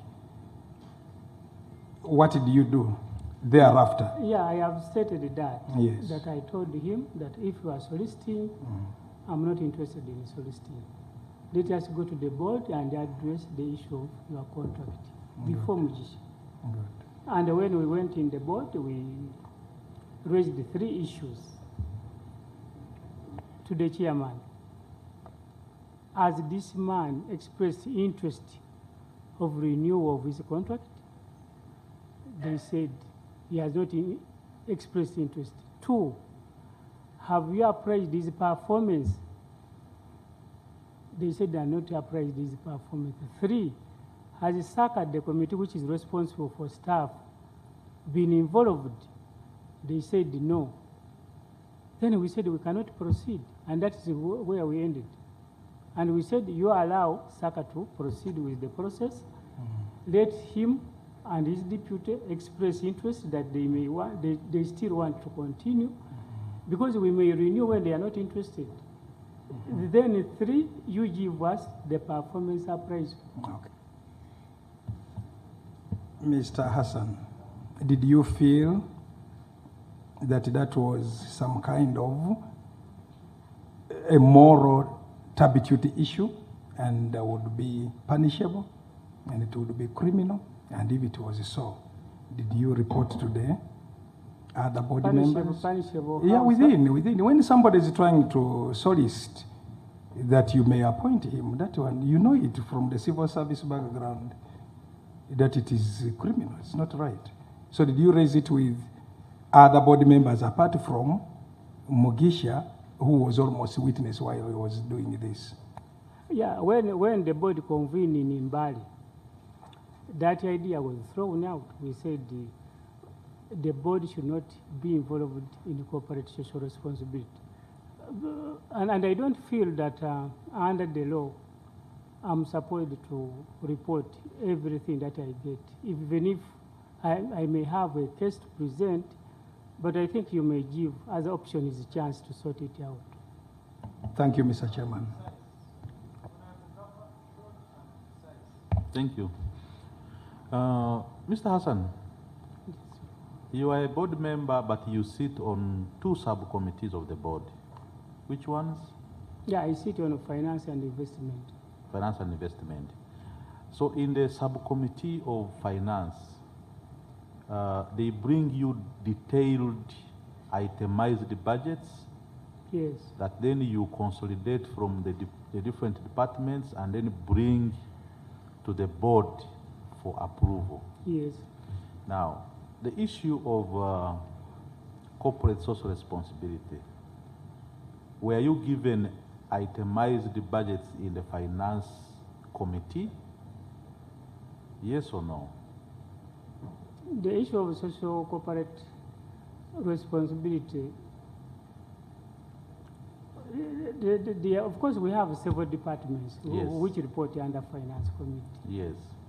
Corporate social, this, yeah, I'm talking about this specific and budget. each department reports procurement, what. Leave alone procurement. Now we are on the 1.8 billion. Yes. Was it broken down in the finance committee of the board? Yes, it should have been broken down, but I don't Was it? recall it now. Don't say it should have been. Was it broken down? I don't remember that particular item because. Okay. But, are you aware as NOTU? Yes. You represent NOTU on the board. Yes, please. Are you aware you are supposed to get 400 million Yes. this financial year? Yes. Where did it come from? Actually, that one it came from when we are identifying the stakeholder management. And Stop there. Yes. Did you approve that 400 million Yes. in the budget? Yes. In the finance committee? Yes. And in the general board? Yes. So that 400 million for NOTU included 400 million also for COF2. Yeah. What else? That is on Yes. the 400. No. 400 million for NOTU, 400 million for COF2. Yeah. What else was part of that budget in addition to yours and COF2? No, now that one on a 400 million was specifically to handle matters related with financial trust. Don't mind the terminology you used. Yes. Do you recall what else was within that block where you have 400, COF2 has 400? What else was in that block? I'm not getting you, Honorable. What the honorable member is saying, you are saying you didn't look at the particulars Yes, of the breakdown of the corporate social responsibility, yes. but you saw the 400. Yeah, because we robbed for it. Okay. Yes. So he's saying, where is it coming from? Is it The coming from the background. corporate social responsibility budget? Because I have the bank statements here. Where it is coming from? Yes. Who initiated it? Yeah, I was starting with that one, and then you said you don't want. I said at strategic planning level, when we are identifying the stakeholders to play different roles, we identify that we have gaps in non-compliance. At what level? The general board or the finance committee?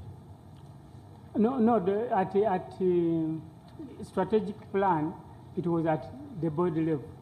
So who decided that you should get 400, COF2 400, and the others, whatever they are getting? Who decided on that figure? Management. Management, specifically Yes, who? yes. That was the MD Byalugaba. then. MD Byalugaba, Yeah, yes. okay. Chair, if you may allow, let me ask him other questions that I had. Kindly ask any question. Yes. You don't need to zero down on Yes. the budget. Mr. Hassan, Yes. there are two board members that resigned Yes. from NOTU and the Federation of Employers. You are aware? Yes, please. Are you aware that these board members were paid all the period they should have been on the board? Yes. Did you approve this payment as the board? I remember it must have been approved because it was a process which was undertaken and the board was fully involved. In your view, was it correct? It wasn't. But you approved. Yeah, because the circumstances then, as if the board had no option. Because even I have a letter here, which was written by the Minister of Finance, advised that we shouldn't go, but the circumstances at the time, and for us, the board, when you look at the supervisor action, sometimes there is even silent about our relationship with our supervisors. In the case of any settlement, the law does not. We want to use very few words. Yes. You received 100 million as a NOTU? Yes. Honorable Gaffer, let him substantiate on the circumstances. You are saying the Minister of Finance wrote to you not to do it. No. The minister, no, the circumstances which led to that. We were called in an abrupt meeting in the Ministry of Gender Labor. We went there in the boardroom. By who? The Minister of Labor, Honorable Betty Amongi. The board members of NSSF. Actually, for me, I was in Iganga. Then they called me on the phone. There's an urgent meeting. Do you come tomorrow? Yes. And I drove. I came back. I reported. When we got there, we were with the minister and the Attorney General and the other ministers. They were like 5. Then the situation was the board was illegally constituted. Then we said, how was it illegally constituted? They said there is no woman. There are not enough women. But we said the board of NSSF is a constituency board formed under ILO Convention 144, and the constituencies are government, worker, and employers. And the employer. And the law does not specifically mention that legal requirement that a woman must. And 2, when each constituency is electing, there is no obligation or anybody who can direct them on what to do, because we constitute in our respective constituencies and choose people according to the way we see them. Now, if by chance we get a lady or a youth in that, you can not say that it is part of the requirement of the law. Chair, allow me to cut the story short. Yes, yeah. So you were two members from Noto? Yes. You and Mr. Julius Bahemuka. Julius Bahemuka. Yes. So who decided that Julius Bahemuka should be the one to resign? No, there was...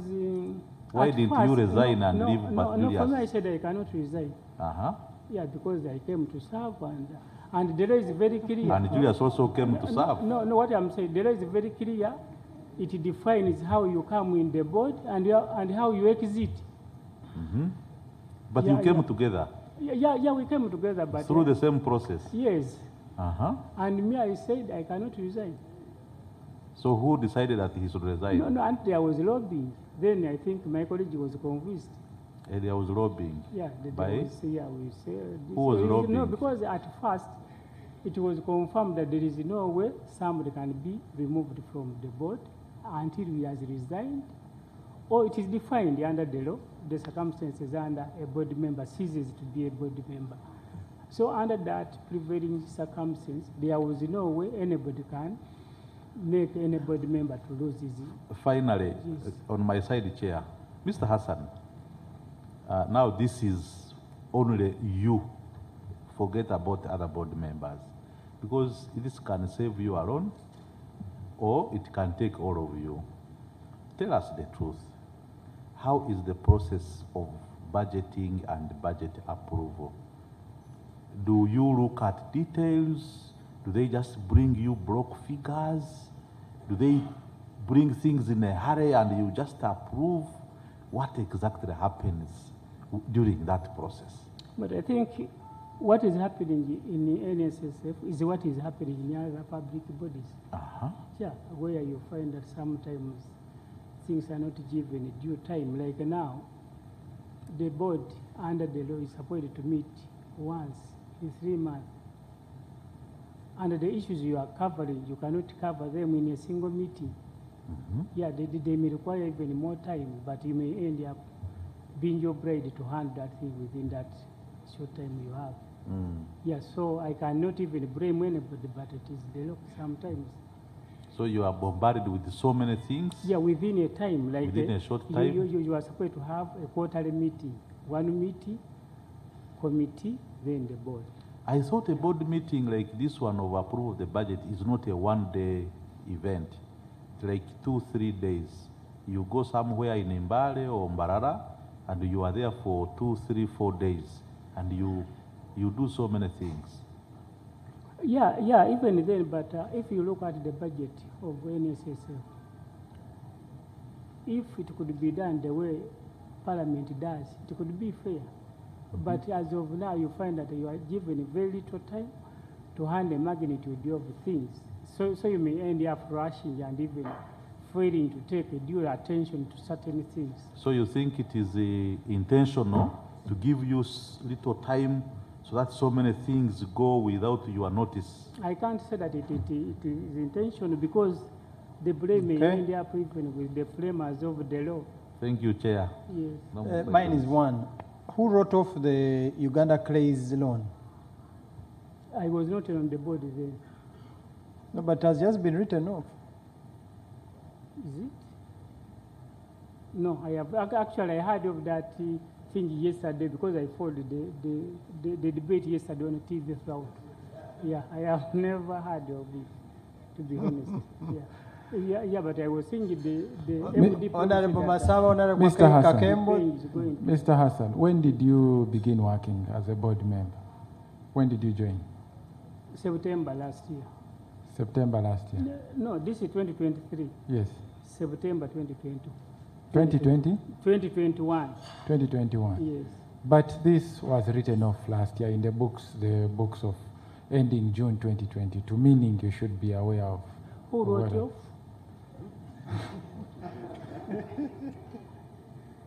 Yes, because yesterday when I saw Mr. Dialogaba testifying on the same subject matter, I saw him committing himself that they are prepared Uganda Clays and it is ready to pay back the loan. Now, if the loan was written off, now what are they going to repay back? That's what is confusing me. Vamos. Yes. Yeah, thank you so much. One, I want to appreciate that you're sharing with the committee good information. However, I want to draw you back to the other 400 million that you said you as NOTU were lobbying for. Yes. Not as such, but as workers' representatives. When we came to the fund, we found so many innovations and opportunities where the members were not benefiting. And one of them was the financial literacy. Then there was He-Innovator, then there's the Yield Fund, then there's... So we thought that maybe we could make a part of our constituents. After all, they are also contributing members of NSSF.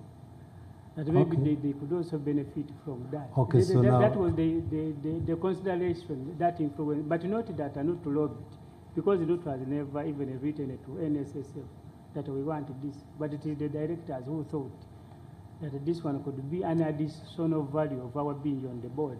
And that's where we said, yeah. So you're saying you as members of the board Yes. representing NOTU, you Well- realize that there was need. Yeah, like now the issue of financial literacy. Okay, You find- just a moment. We've had that. Mm. So, after realizing that you could also be benefit from this resource, The members, not me. yes, Yeah, but the NOTU, people I you're represent. representing NOTU. Yes. You took the initiative as board members to lobby Yes. and have it. Yes. Do you realize conflict of interest? Yet you're the one supposed to approve a budget. Now you're initiating the budget yourself. Conflict of interest in what context, Honorable? I don't understand. Like if I'm a director, I'm at a committee level, and the branch issued the financial literacy program, then I say, when we're identifying the stakeholders, and we say, why can't we include unions as stakeholders in that? You see why I'm bringing out that? Why I'm bringing out that is that who is supposed to generate the budget? The technical staff. But now you're the one generating No, that. I'm not generating. You're suggesting. I make an input. Oh, you made an input. Yes. Okay. At one time, we have been told that the board requested for an increase of their retainer. And now you've been talking about how you meet once, and yet you need more time. So do you remember this conversation, and what was it about? So, and what was your proposal? Proposal, no. No. On your retainer, or who brought this idea of increasing your retainer? Yeah, there was a study which was, of course, most of these things are influenced by what is happening in the economy. Like if the cost of raising, the cost of living rises, and the inflation rises, then people can consider, say, how do we handle these things? Two, people have studied, you can study how other bodies treated of similar taking. Okay. Then Just from there, the final one, Chair. Yes, you're saying there was a study taken. You remember what that time you were earning as a board member? Yes. So can you tell this committee what you were earning then and your proposal because of the results of the study? Okay, we were earning like 7.5 million. With taxation, they tax off pay as you earn and other deductions, then you end up with 4 point something.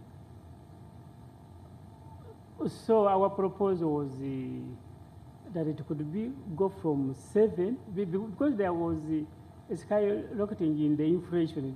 There was a time when the inflation was so high, and we computed and we thought that if it could be like 7.5 to 10 or 15, that's the ordinary member.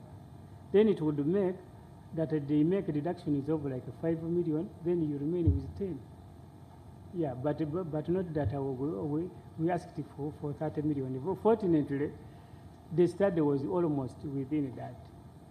The study was indicating 30. No, so you brought in the figure of 30. How does it come in? No, it is the press. I have been reading these days that these people, actually there's somebody who is even demanding me money. Who will say, you got 30 million, why don't you pay me? Yeah. No, honorable members. Honorable Kakem.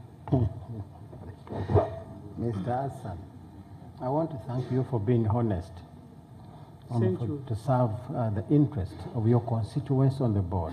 Yes, please. We are indeed very grateful. However, tell us, on the board, as the members, do you work as a team or there are individuals who feel they are more important than others? No, we work as a team. We have no problem, apart from a few cases, but we work as a team. We have no problem. You have no problem with any? Huh?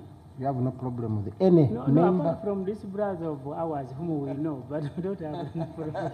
You said it, because my second question was going to be about the letter the chairperson wrote complaining about one of your members. Yes. You agree with the letter? Yes. And you also agree that there is a problem? Yes. Good. Yeah.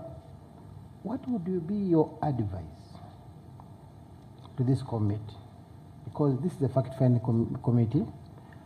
We are here to improve NSSF Workers Fund. In your words, you have realized the gaps. And have evidence from the management that there is a lot of pressure from the board and some political interference in the works of NSSF. Do you agree with that? But it is management saying it. I don't know the context under which they are. You don't know the they context. are calling it pressure. But I recommend on it. Yes.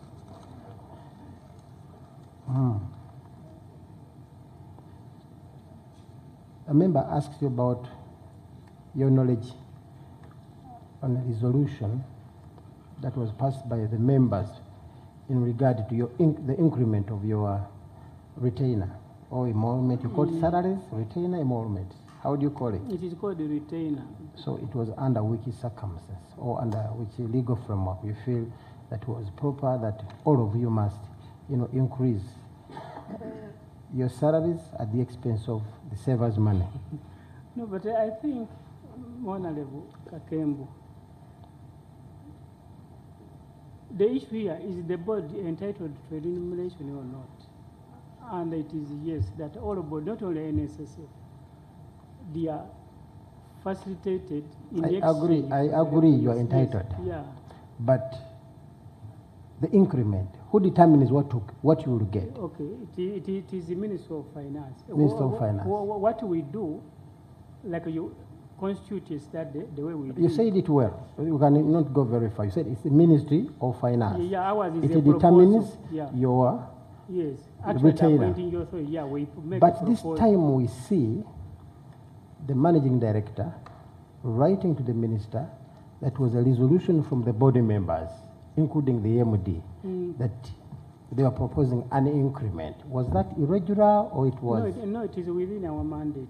You include your own salary? Yeah, a decision of a board is communicated to other stakeholders by the MD. It is not...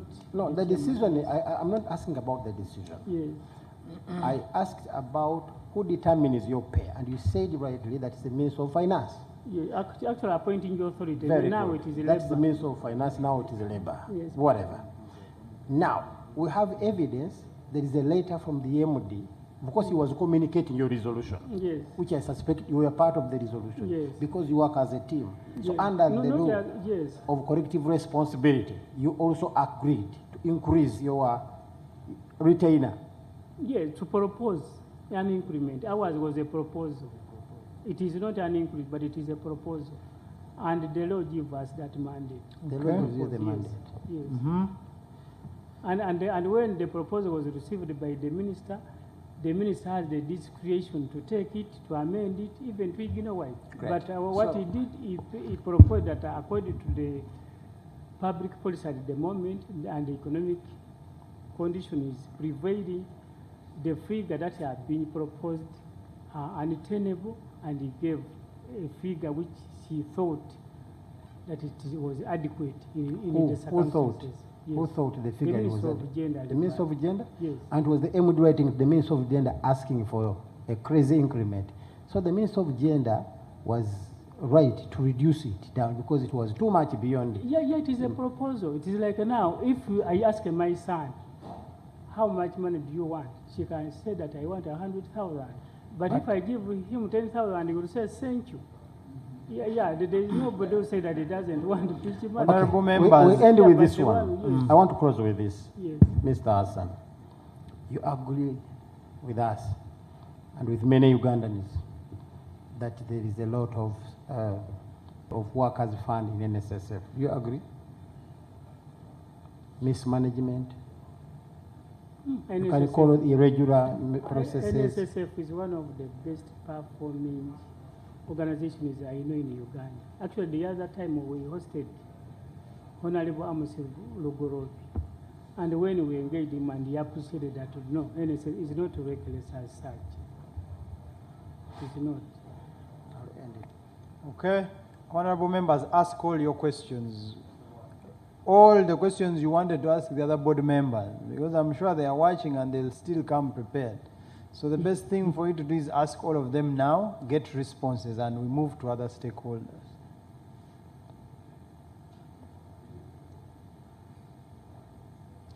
Honorable Bak. Chair, mine is just one simple question. You have interacted with this committee, this is the second time. Yes, please. Do you see it being biased in any way or another or not? No, I have never seen a well-constituted committee like this one. Yeah, because I followed you from the time when you handled the other minister, and I've been following you, and even the way you are handling this one, I haven't seen a problem, even Okay. if we may not agree on certain things, but the way you are proceeding is fair, not even just, but fair. Questions?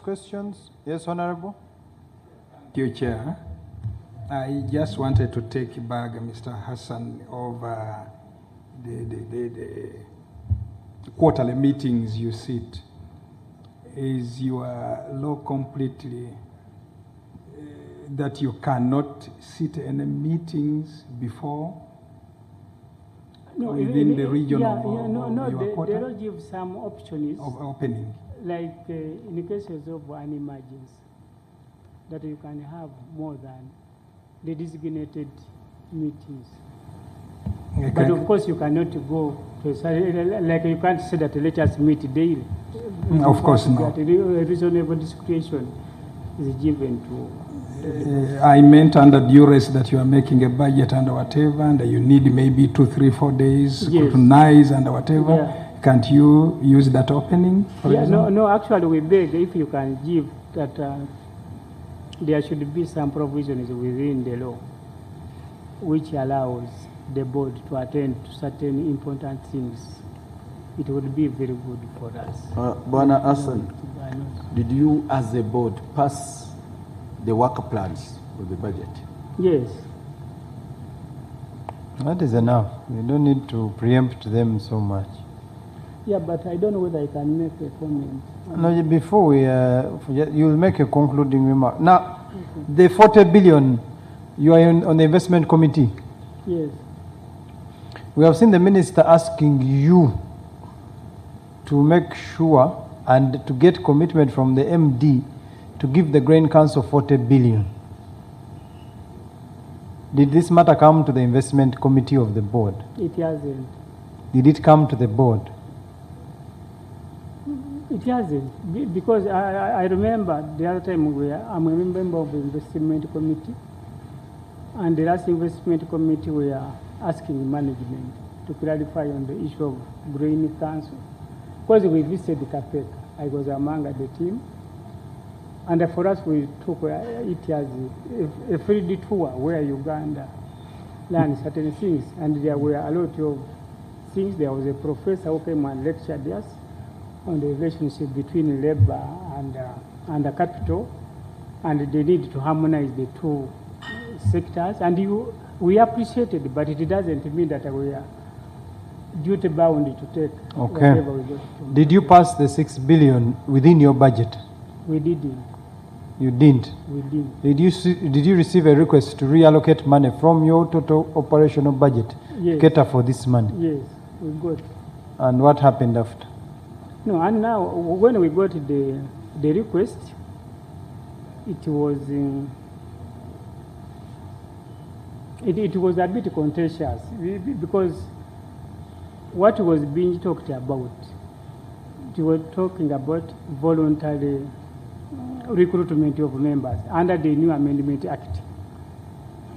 And we are looking at it that there was no way you could approve this money, first of all, without a work plan, but also this is a new legal framework where we feel we need a statutory regulation to guide this process. Okay. So we thought that we should have, first of all, like me, I insisted as a Mudibasan on this one that we need to get a statutory instrument. And statutory instruments are made by the minister and the parliament. And that process has not been concluded. Then we need to look at the work plan and other things. But there are other forces who are interested in passing it, but... Who are these other forces? There are several forces. You need to tell us. Yeah, we had actually, even the body were a bit divided when that issue. Tell us. Some people wanted it to, like the acting MD, Mr. Ayota, wanted that money to be passed. Mr. Ayota wanted it. Yeah, and we said, no, we cannot pass this money. Who else? And even the other day when we said, but the thing was passed in the budget. Then I asked him, if it was passed in the budget, why did the IGG stop that meeting? Because there was a board meeting where it was specifically stated the item was to revise the budget to procure 6.4 billion. For the minister? Not for the minister as such, but for that activity. So as we are proceeding... Just for the record, you had a meeting, a special meeting to see where to get money? No, not special meeting, but a board Okay, meeting. you had a board meeting? Yes. The agenda was to look for money to cater for the 6 billion. Actually, there were two items. One, revise the budget, get 6 billion. Revise the budget and get 6 billion. Yeah. Then 1 billion to pay a former deputy MD. 1 billion to pay a former deputy MD? Yeah. Who is that? Gerard Denisari. So you wanted to give her 1 billion? This is an item on the agenda. It is not that we wanted, but the agenda was brought that way. Yes. So who initiated, okay, you have told us Mr. Ayota was seriously pushing for the 6 billion. Yeah, then we said, this one we cannot approve it. And who was pushing for the 1 billion? No, it is the same management, but we didn't approve. But the reason why we didn't approve the 6 billion is one, first of all, it was like a hot potato at the moment. The environment was so, because outside there 6 billion was like 6, but also from official point of view, the basic requirements we are missing, like the statutory instrument, which they call regulation, we are not there. So who initiated the 6 billion? Was it the minister or did it come from the management? It's just a simple question. No, but there is a letter which came from the minister to the chairman. For me, that's so it came from the minister. You don't know how they came with 6 billion because she told us you people came up with the work plan. Actually, she told us that a team led by the MD Biarugaba visited her and suggested this amount of money. But I was not part of the team. Me, I learned of it when Biarugaba reported it to Honorable Kasaija, and Honorable Kasaija summoned us. So when they summoned us, we heard about it, and no, he didn't support. Actually, he was cautioned that how would you ask this man and so on, but... Mr. Yarugavar is the one who reported to Kasaij. Yes. To the Minister Kasaij. Yes. Yeah, from meeting the Minister of Labour and proposing that they can provide this money, he went and reported to the Minister of Finance.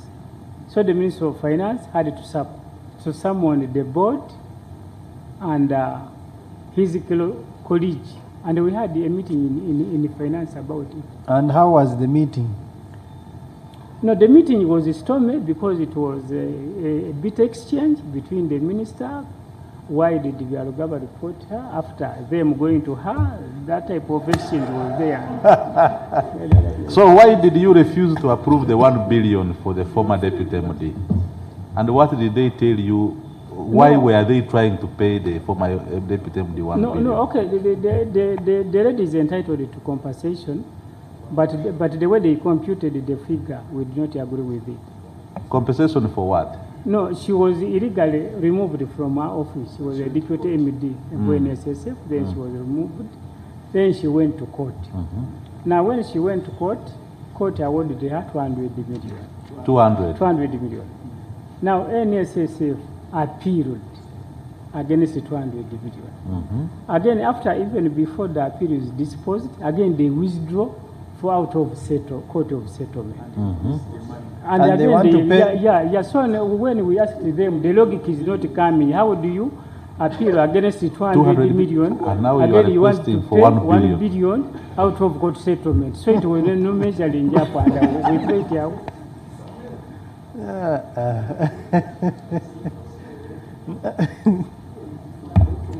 Chair, this member of the body needs to be appreciated. He's really genuine. Can we give you a cup of tea? He's telling the truth. Sure, I wanted to comment on We have not yet finished. I'm most obliged. Okay. No, I have water here. Okay. So the 6 billion came from nowhere. The minister called the MD, former MD. She's the MD who went. The minister did not call her because according to her, she said that it is the MD who asked for a meeting with her, with that ID. The former MD is the one who brought the ID. Yes. But then he's again the one who reported her. Yes, to Minister of Finance.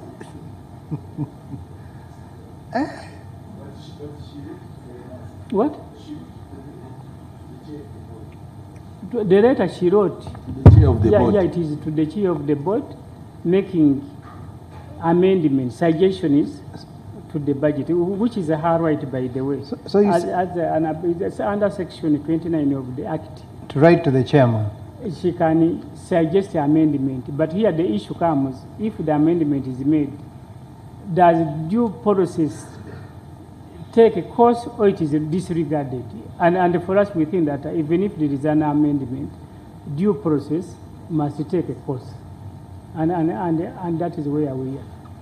So in this stormy meeting at Ministry of Finance, what was the conclusion? Can you remember the date you had this meeting? No, yes, I don't remember the date, but the conclusion, because at first the Minister of Finance thought that the Minister of Labour was in error. But later, he saw that as if Byalugaba was not respecting the Minister of Gender Labour. To him, he thinks that this fund must be in finance. And anybody, anything to do with labor, he does not feel comfortable. So, I saw the Minister of Finance questioning Byalugaba that this is what during the meeting to agree on the 1 billion to the former deputy MD and the 6 billion, the IGG brought a letter in the middle of the meeting. Yeah, as we are there, and we are ready to fight because some of us were not ready to pass this money. So apart from IOTA, who was supporting this money seriously? Even Dr. Yomochi was supporting. So it was Dr. Yomochi and IOTA. Yeah, actually they were good. Yeah. Who else? Is not even a separate. Who else on the board? Everybody knows it is not even a secret. Yeah, that one is not. But except the people are sensitive with information. Maybe I'm not sensitive, but I feel. Who else was supporting that move apart from Dr. Omochi and Mr. Ayota? Who else? At least in my assessment, Those two. Yeah. So, okay, where was the 6 billion going? Was it going to the Ministry of Gender? No. The letter from the minister was proposing areas of expenditure. We have to seen the chairman. letter, yes. Yeah, he was talking of expanding the membership of NSSF through voluntary and so on. And this is why we said we should have a framework. We cannot just pass it without a framework. And one of the framework We want to know where they were, because some of some of the details of that stormy meeting were how it's going to be implemented and where it is going. And the letter of the minister that we have received was clearly stating how they wanted to spend this money. Not so? On diaspora, was NSSF going to spend on the diaspora? NSSF? In the chairman's letter? In the minister's letter? To the chairman? Was it also an activity within? I don't remember. Maybe if I can look at that letter.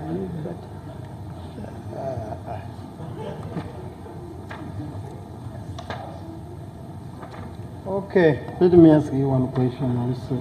Honorable members, questions. Something small here.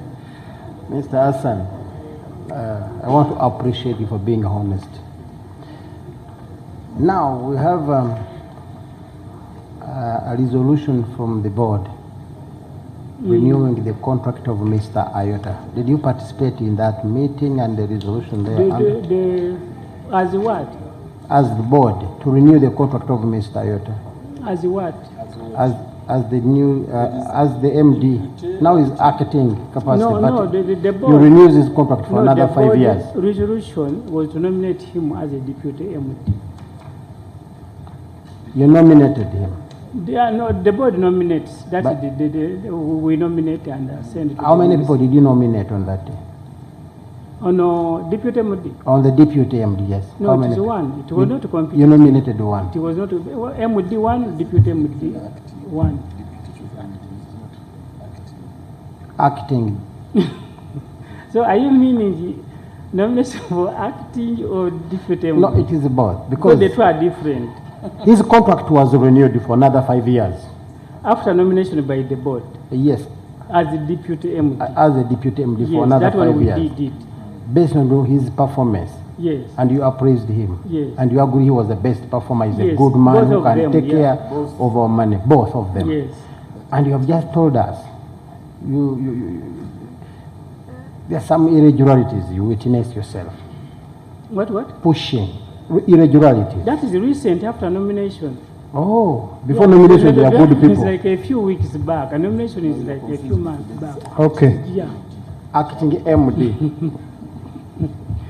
You participated in giving him those Yeah, I'm powers. asking you, which one do you mean? Acting There are two MD. things. Acting MD now. No, that one the board was not involved with. The board was not. Who then nominated him for the same?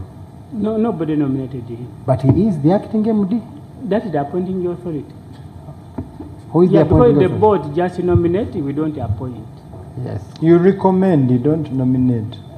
You recommended him for the position. Yeah, we use them interchangeably. Nomination and recommendation. They're the same. They mean the same. They mean the same. You recommended him. They are not the same. They are not the same. Nomination and recommendation, they are not the same. So you recommended him. Yeah, you nominate and recommend.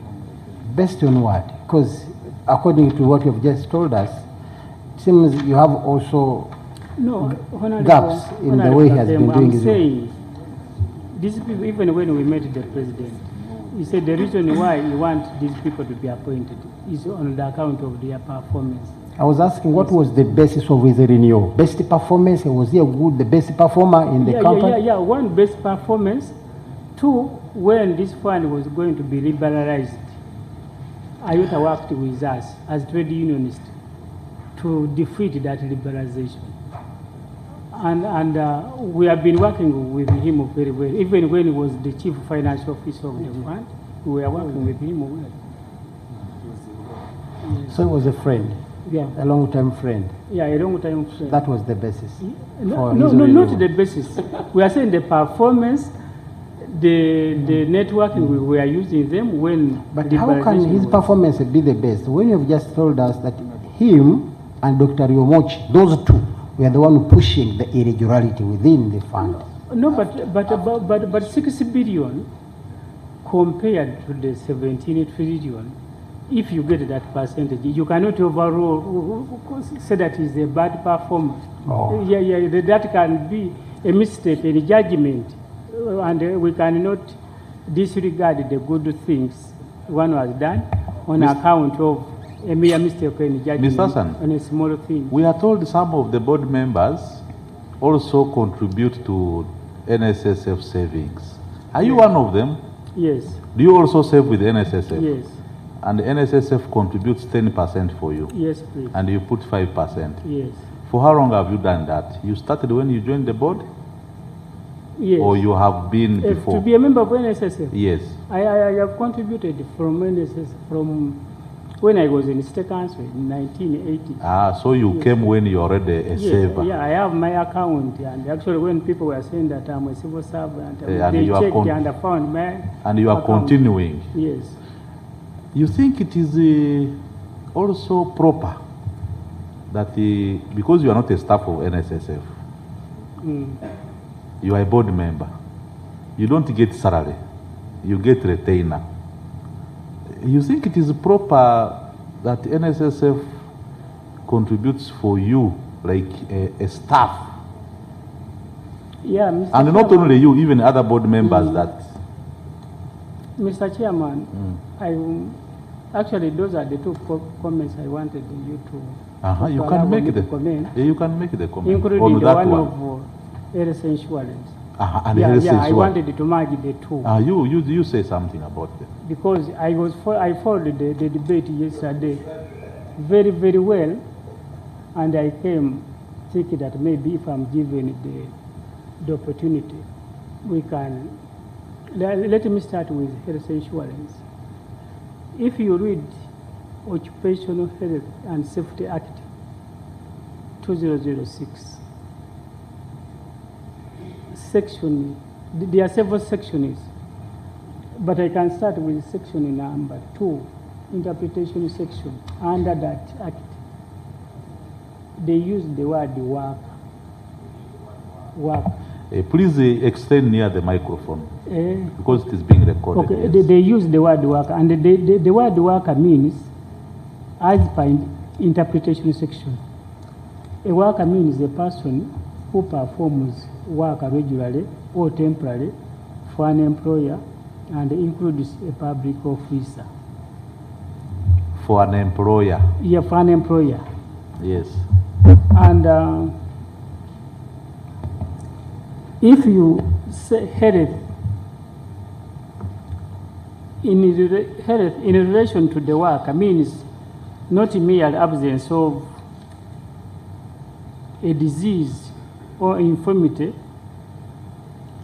It includes the physical and the mental elements affecting a health working indirectly or directly related to safety and hygiene at work.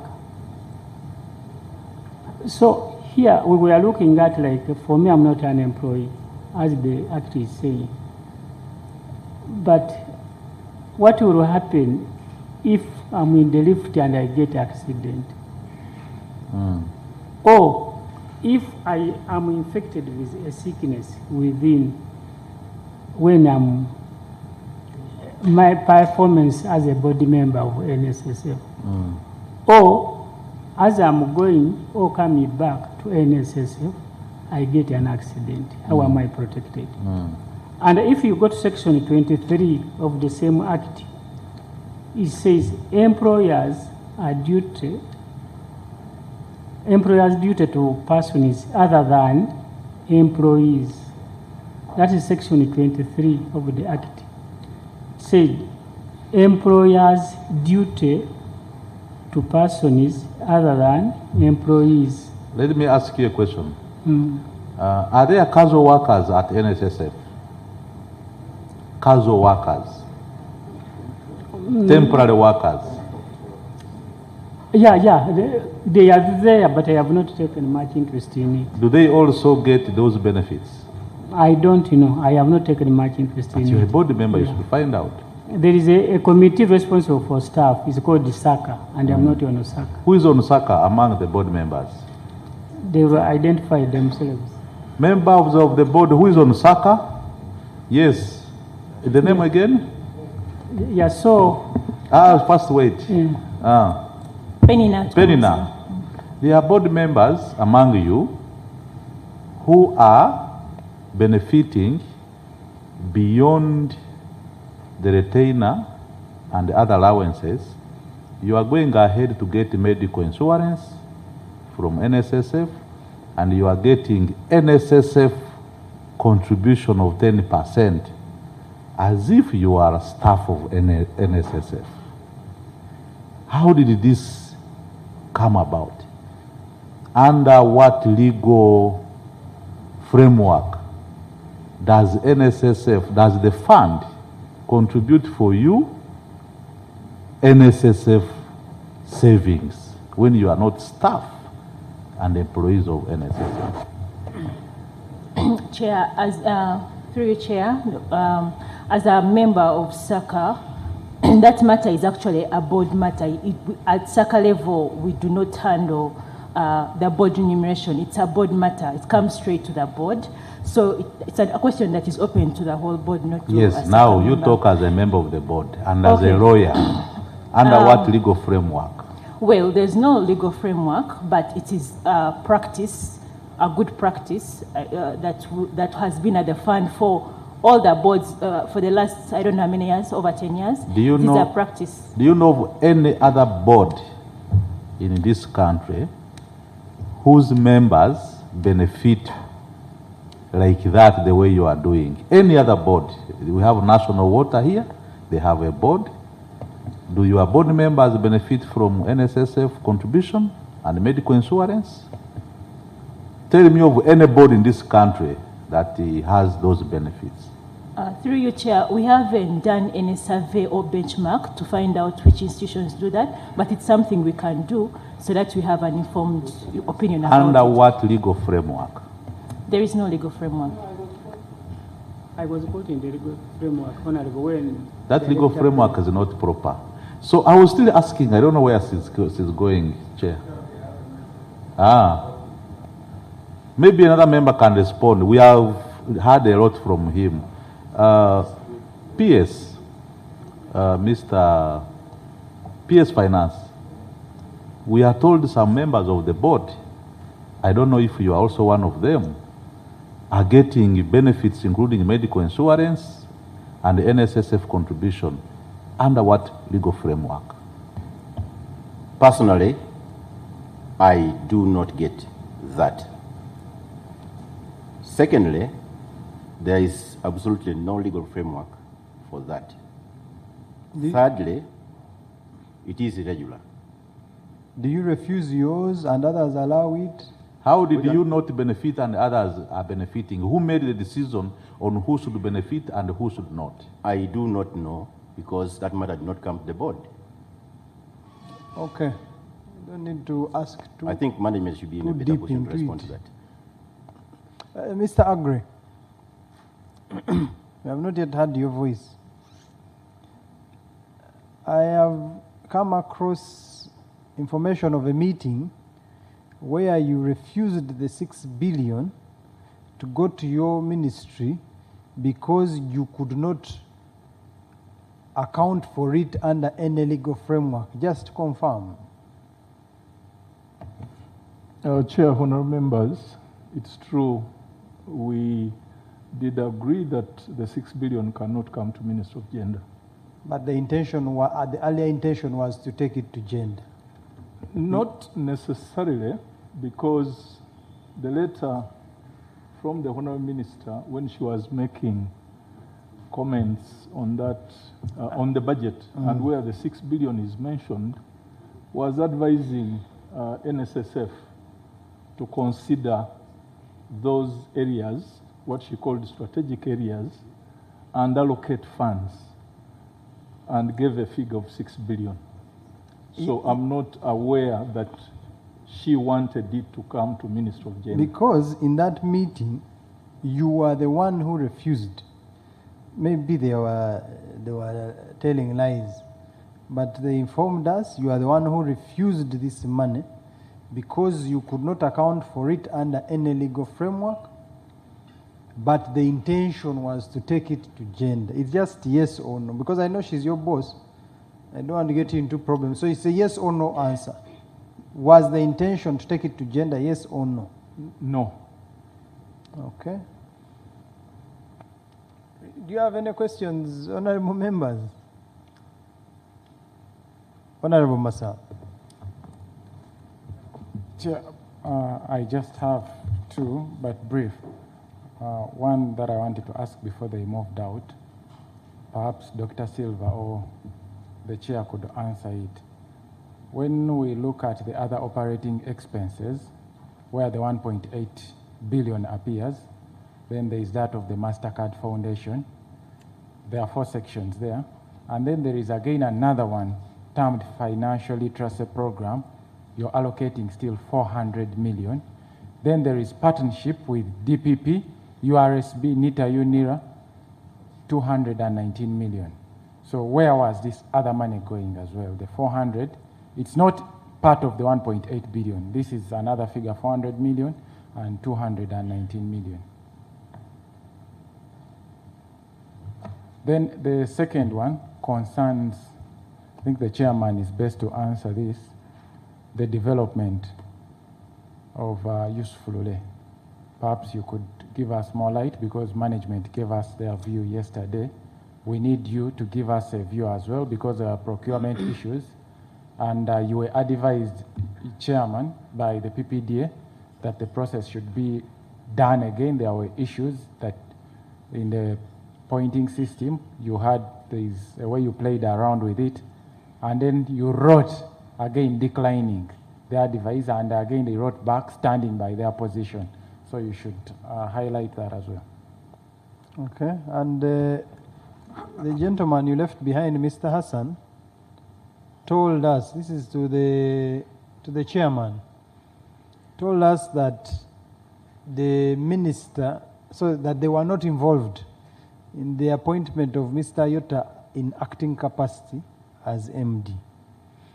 I have seen a letter amongst the documents you furnished this committee where you, the chairman, are actually appointing him to act in acting capacity. Whereas Mr. Hassan says you did not discuss this. So the question is, did you do this on your own or did you do this together with the board? Because the minister has no authority to do this under the NSSF Act. It is the board. Questions? This is the last round.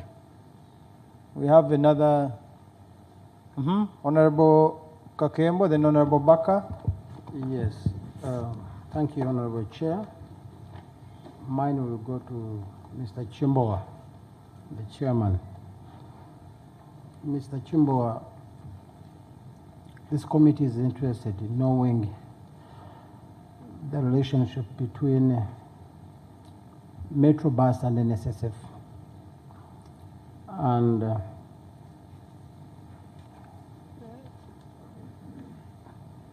Tondeka. There was a meeting that went to Kapeka. You as the chairperson, do you see this as a proper way of doing business to move your board to Kapeka and visit General Salim Sare to discuss investment opportunities in Kapeka? In your own words, is it proper? Was it proper? Was it regular? Or it was some kind of political pressure on the board? Lastly, Mr. Chimboa, I know you as a man of great integrity, and I trust you on this. There are serious allegations with the NSSF in regard to the budgeting and budget process. Who initiates the budget and under your oversight? Of course, the duty is on the board. Some of the members here are denying that. Okay. Okay. Finish. Honorable, please finish. That the budget is initiated by some board members, that they lobby for activities. And to me, I see it as irregular, and because it's not supported by any legal framework, that the board members will sit down and start lobbying or initiating, activities to be involved in the budget. You as the chairperson of the board, is this true? If it is true, is it proper?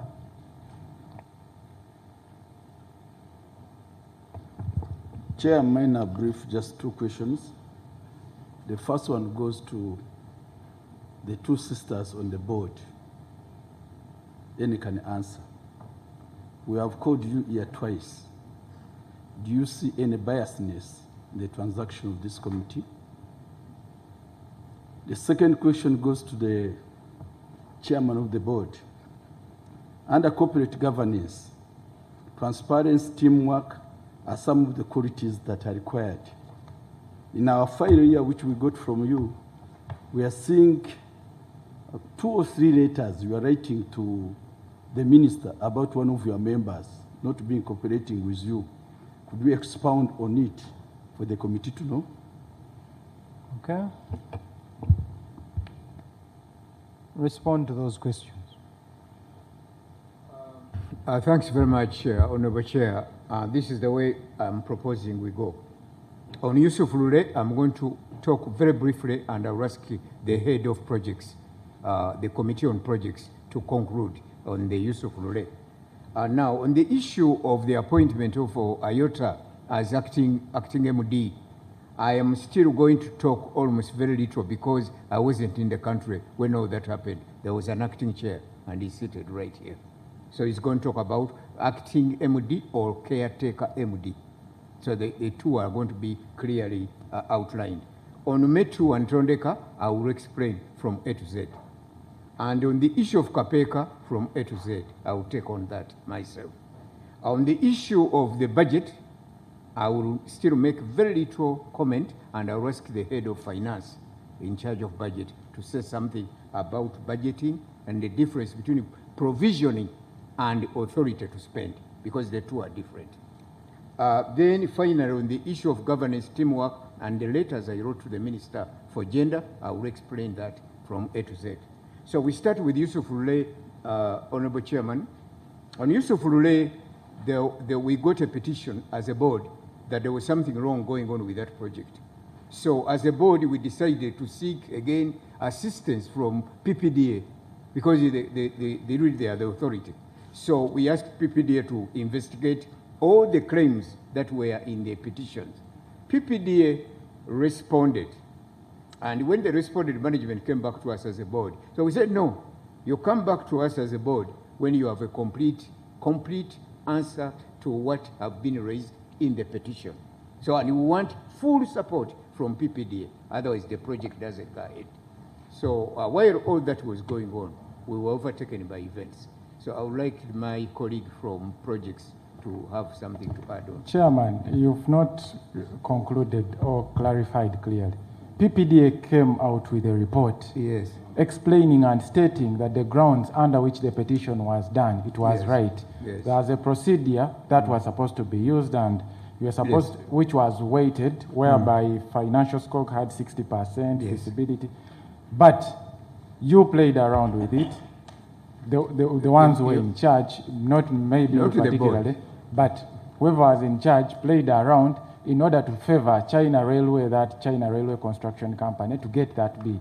Yet, is that true or not, according to PPDA? You should be having the correct results from the PPDA assessment of that procurement. And indeed, they recommended that the procurement process, I think, be halted, and we should have, the management should have taken into account the variables that PPD identified. So when the board met, and I think we certainly instructed management to go back and be able to look at what is it that it takes for them to terminate, first of all, the process, because it could not continue any longer. It could not continue in that phase. So that process has since been terminated, and a fresh arrangement is underway. So that's what it is. So who exactly was in charge of that process which was done wrongly? Who tried to favor? Because there was allegations of over 40 billion that was involved, and then something to do. So who was in charge? All submissions to IPMC are done by management. They have the management team which does all that. They do the analysis in line with the investment policy. Is it part of the board? Because when you talk of that committee, they are not part of the board. They are not part of the board. There are two levels. The board exercises oversight function and fiduciary responsibility over the management and running of affairs of the board. According to the investment policy, the management identifies opportunities for investment and appraises those opportunities in line with the clear indicators which are spelled out in the manual. They go through all that and they do the recommendations with respect to what they have assessed to be. Then why did the chairman go ahead to, actually, if I could read verbatim from this letter, we have taken note of the findings and the fact that the alterations to the score do not alter the best evaluated bidder. That was the chairman's response. And he wanted to go ahead. You know, when you sit for an exam and you cheat and you don't get the pass mark, it does not take away the fact that you didn't cheat. Doesn't. It doesn't. So why did the chairman want to go ahead and proceed with this project? Actually, just supplementary. Yeah, you said the procurement process had to be halted because of the advice. My question is, you have the in-house procurement team. Were you using the NSSF in-house procurement team or the external procurement team? Being procurement arrangements are entirely in the purview of management. Management is in a better position to respond what team they used for that appraisal. On the same matter? But he has not answered that. Perhaps the chairman could answer, because you seem to have been insisting to go ahead, and actually PPD still wrote back. Honorable Masaba, quite frankly, I don't recall writing that letter or saying if it is there that it's underwritten under the chairman read it. Because the much that I do remember is we're expecting a comprehensive report from management to the board on exactly what has transpired between PPDA and the management over this procurement. So, Chairman, yes, please. This letter was written by you on the 21st of June 2020, and it is signed by 2022. Okay. 21st June 2022, and it is signed by you, the chairman. Yes. And still PPDA still wrote back to you on the 24th of June, claiming they still stand their ground and they don't want you to proceed with that project. Yes. But did we refuse it? If PPDA insisted that we do this again, I'm not very sure. We responded and said no. No, once PPDA states what they have stated, there is no way we can go ahead. Because you see, even if PPDA, the moment PPDA insists that we do something and we don't do it, we still have to come back to the board. There is no way the board will give approval when they don't see the final agreement of PPDA. Yes, we could.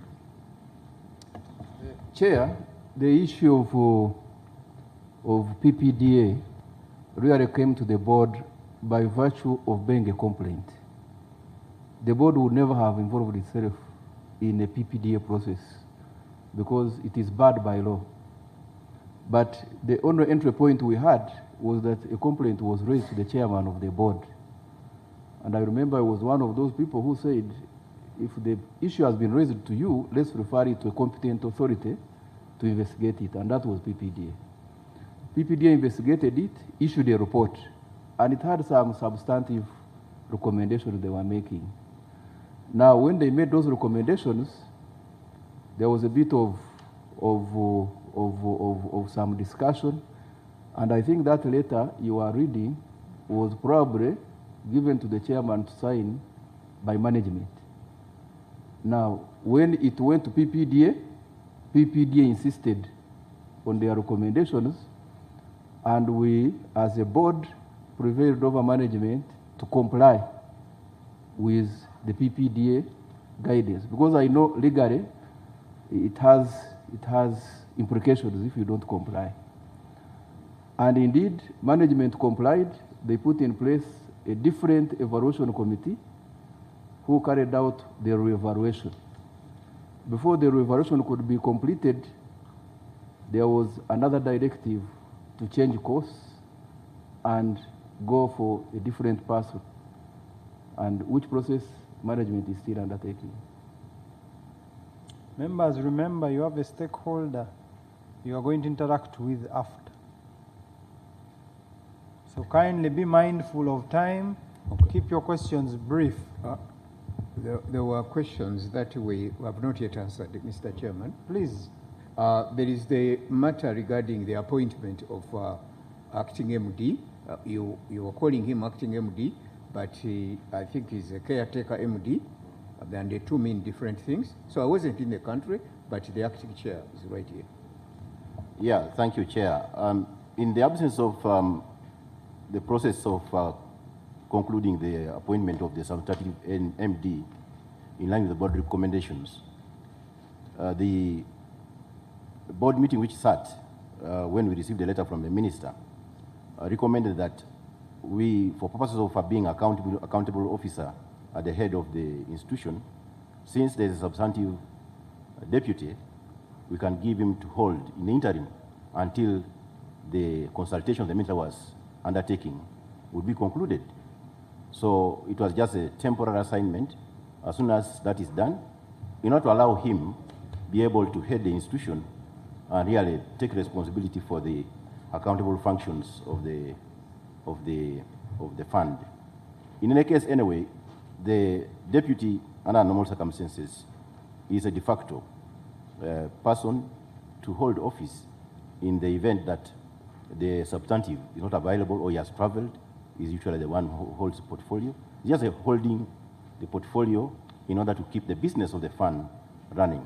Because you can imagine, in the absence of the executive, whose recommendation was still undergoing consultations with the minister, what would happen? What would we be doing with the fund? So our fiduciary responsibility was just to assign.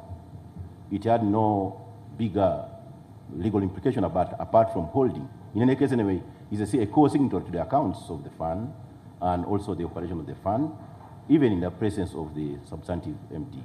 So we thought it better that he is the most senior officer with a substantive appointment at the level of a deputy MD, and we assessed as a board that he would be the best person to hold office until a substantive person is appointed. I am the one signing it in the absence of the chair. I think I used the word acting. But the chairman is saying, he's now educating us that the two words are different. Chair. Well, acting, caretaker, holding fort, in the interim. I think I used some words. I don't, okay, Agnes, please, can you? Yes, Chair. Can you use the proper word? Thank you, Chair. Chair, the acting chairman, who also at the time said he was holding fort, actually used the word caretaker. And some information for the committee chair. I see that on 12th January 2023, the chairman actually sought the guidance of the Solicitor General on that aspect. And Chair would like that we can share this letter with the committee, where there was a request for legal advice on the appointment of the Deputy Managing Director as a caretaker of the office of the MD. I'll share that later. And Chair, since I have the floor, if you'll indulge me, I also want to have a record, the record of the statements regarding the Mbale meeting, the issue that discussed the other allocation, just for the record, that in that meeting, I think both Director Hassan and I are correct. Actually, not I think, we are both right.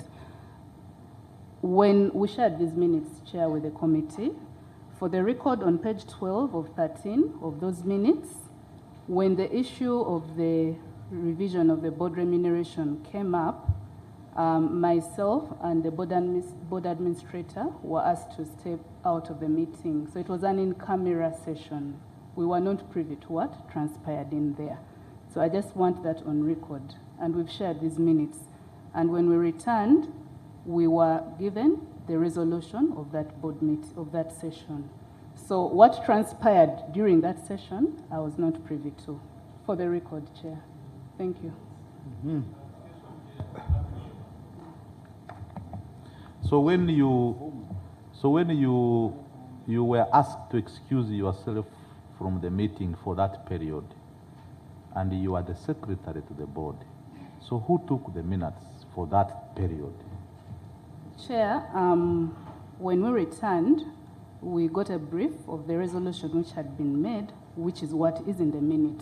Like I said earlier, for me, I go with the official record, which is the minute. So there's a resolution there which required a benchmarking exercise on board retainer fees with international companies with the same risk profile as the fund to guide the board in making recommendations to the Minister of Gender, Labour and Social Development to revise the board remuneration accordingly.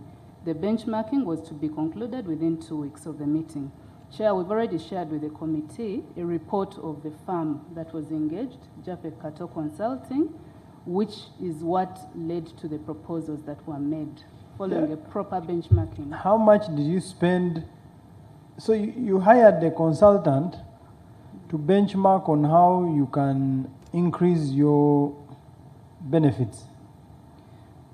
Couldn't this have been done by... No.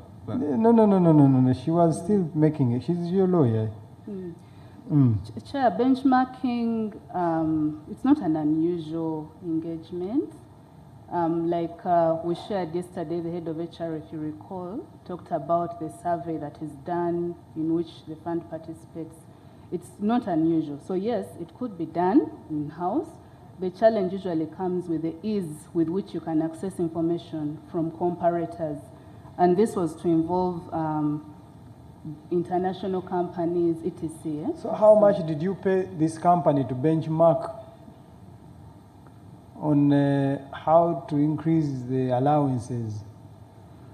Chair, I think it's not how to increase per se, but a comparison to determine whether a review was justifiable. Chair, we shared the detailed report.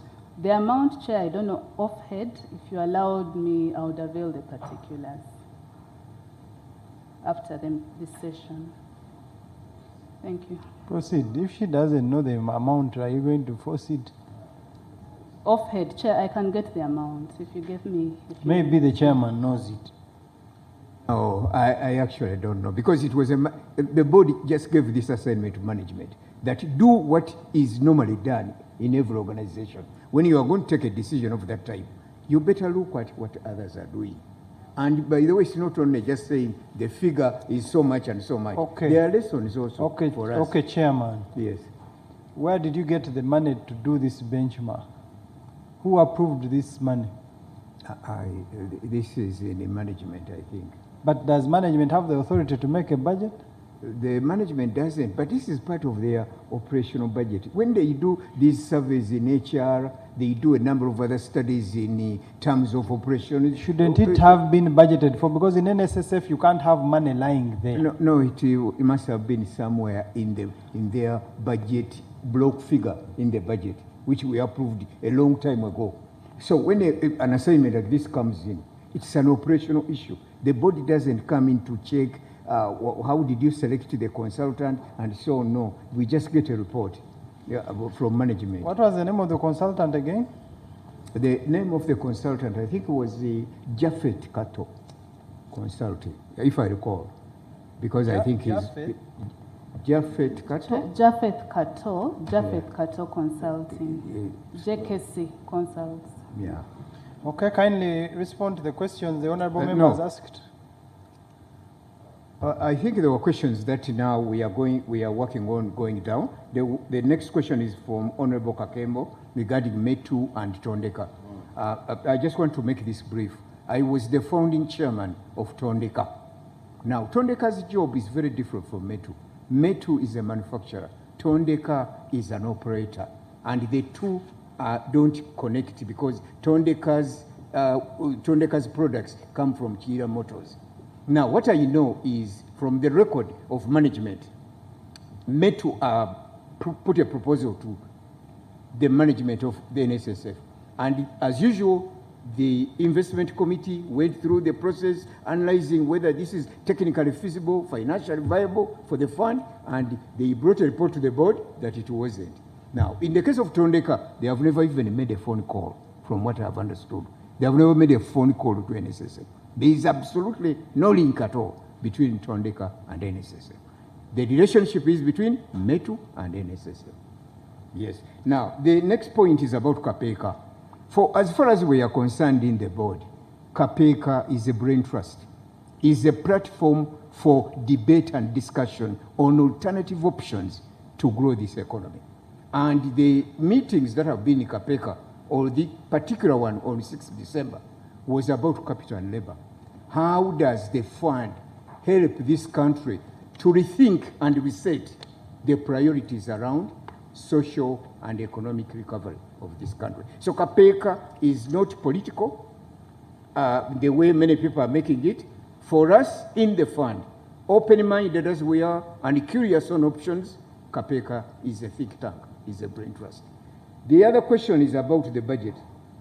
The budget is, I'm going to ask my colleague on finance to talk about do board members lobby budget items, do board members influence some of the aspects of the budget.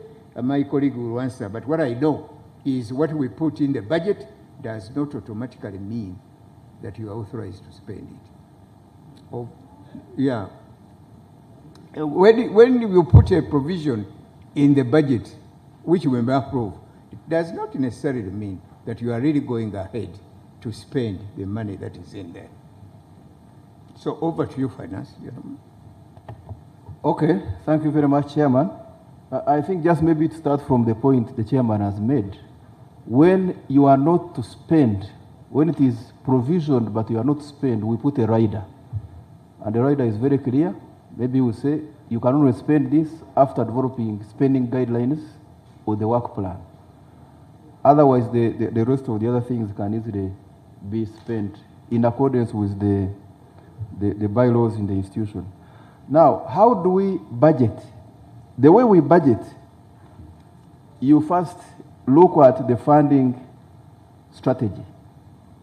What is the strategy for the fund? Now, for this case, we have to look at the funding strategy for 2022-2023. Because when we came as a board, we found a 5-year strategy, and every year the board first approves the funding strategy. This strategy is based on the balanced scorecard. We look at the people perspective, people and systems perspective. We look at the financial perspective. We look at the customer perspective and internal processes. And on each of those, management outlines the items there and also give us the lump sum of what each cluster of items is going to cost. We have a very detailed discussion of that. After we have approved this strategy, management then goes to field now to go into the nitty-gritties. Now, when they come with the final budget to approve, the finance committee, where it comes first, is more interested in the main budget header items, which we looked at. And that's why we said, as management, or rather as the board, we did not go into whether this is a minister, whether it is what, because that is a discretion of management. And it is a good corporate practice, corporate governance practice, Because when you take interest in the nitty-gritties, how management is going to buy sugar, how it is going to buy a toothbrush, how it is going to buy this, if they don't achieve their strategy, they will blame you that you interfered with the means. Because for us, we are on the what? On the how it is management which does that one. And so, But Chair, I'm happy that Doctor is explaining well the way he's technically, and you are seated closer to Mr. Chairap from Finance. Mr. Chairap knows that once the budget is passed, either for the ministry, now I want to use my past experience. There is no item you can say because the budget was passed, you touch without going back to Finance to accept that now Alter will use this money. Because I listened to the chairman, he said, for us, once we have passed the budget, this corporate social responsibility, they know how to handle. And I think that's where the disease is. You overpass a certain budget with operation figure which is big, because the technical people know how to fight. And since you are not supposed to interfere with them, then don't blame them when you lastly we discover that a lot of money were used by MDs and what have you, because you are the one who passed it for them. To me, there must be, you must borrow a reef from Finance. They know what they are doing. In fact, to the extent when I was a minister, if you have not used it, you return it, isn't it?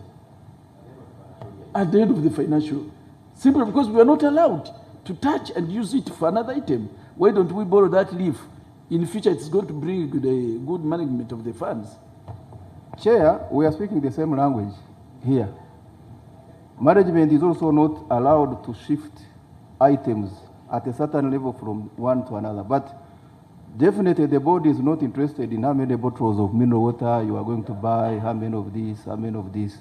We don't do that. But once an item comes out as a significant risk to the achievement of the strategy, like now this corporate social responsibility issue is coming, we have a risk, an audit and risk committee that continuously assesses the risk profiles of the fund.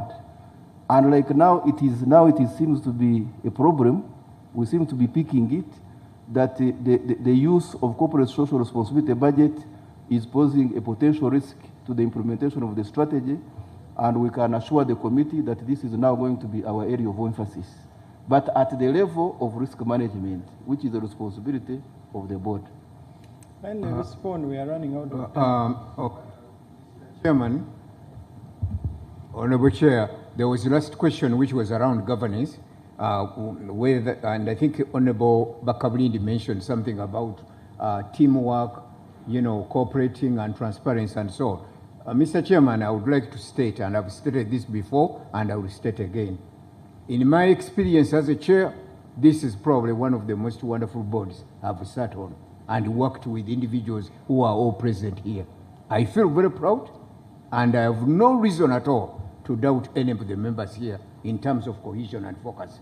However, there is only one member, and that is one member to whom I raised the issue with the minister. I told the minister that it is just 1 year, and I've had to write to you 3 times about the conduct and the behavior, the low level of decorum and etiquette that is required of a board member. Who is that? He was here with Sam Ruyumugi. That's the one I talked about. And I've been consistent on that. And I told the minister very clearly that in governance, we call it a member like that one, rogue director. And what happens really is if continues staying on the board, it becomes injurious to the board and destroys completely the reputation of the board. So otherwise, with the exception of that one, I can assure members present here that we are a very dynamic and focused board. Okay. We thank you.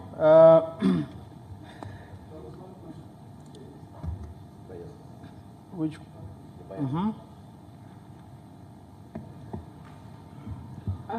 Let me answer. Maybe she will add something if she has something to say.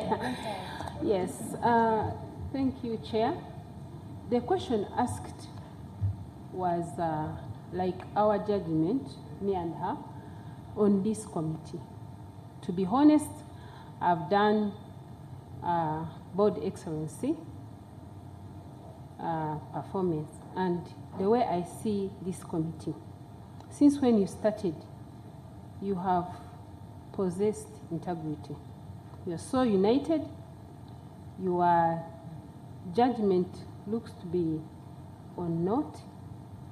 And when I look at, I call it good judgment. When you requested us to come here, you've been very consistent. The chair knows what he's doing at his age. I can't even imagine. Yes. I'm not just praising.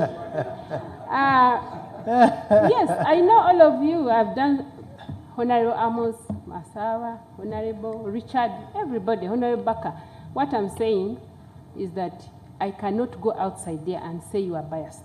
Because the way, even from the way you were picked, the speaker assured the community that he's going to look for a good team. And indeed, I think a good team. Let's wait. And with my I assignment, think you need to I gave an assignment. keep it brief. It was a simple question. Oh. You are now biasing. Sorry.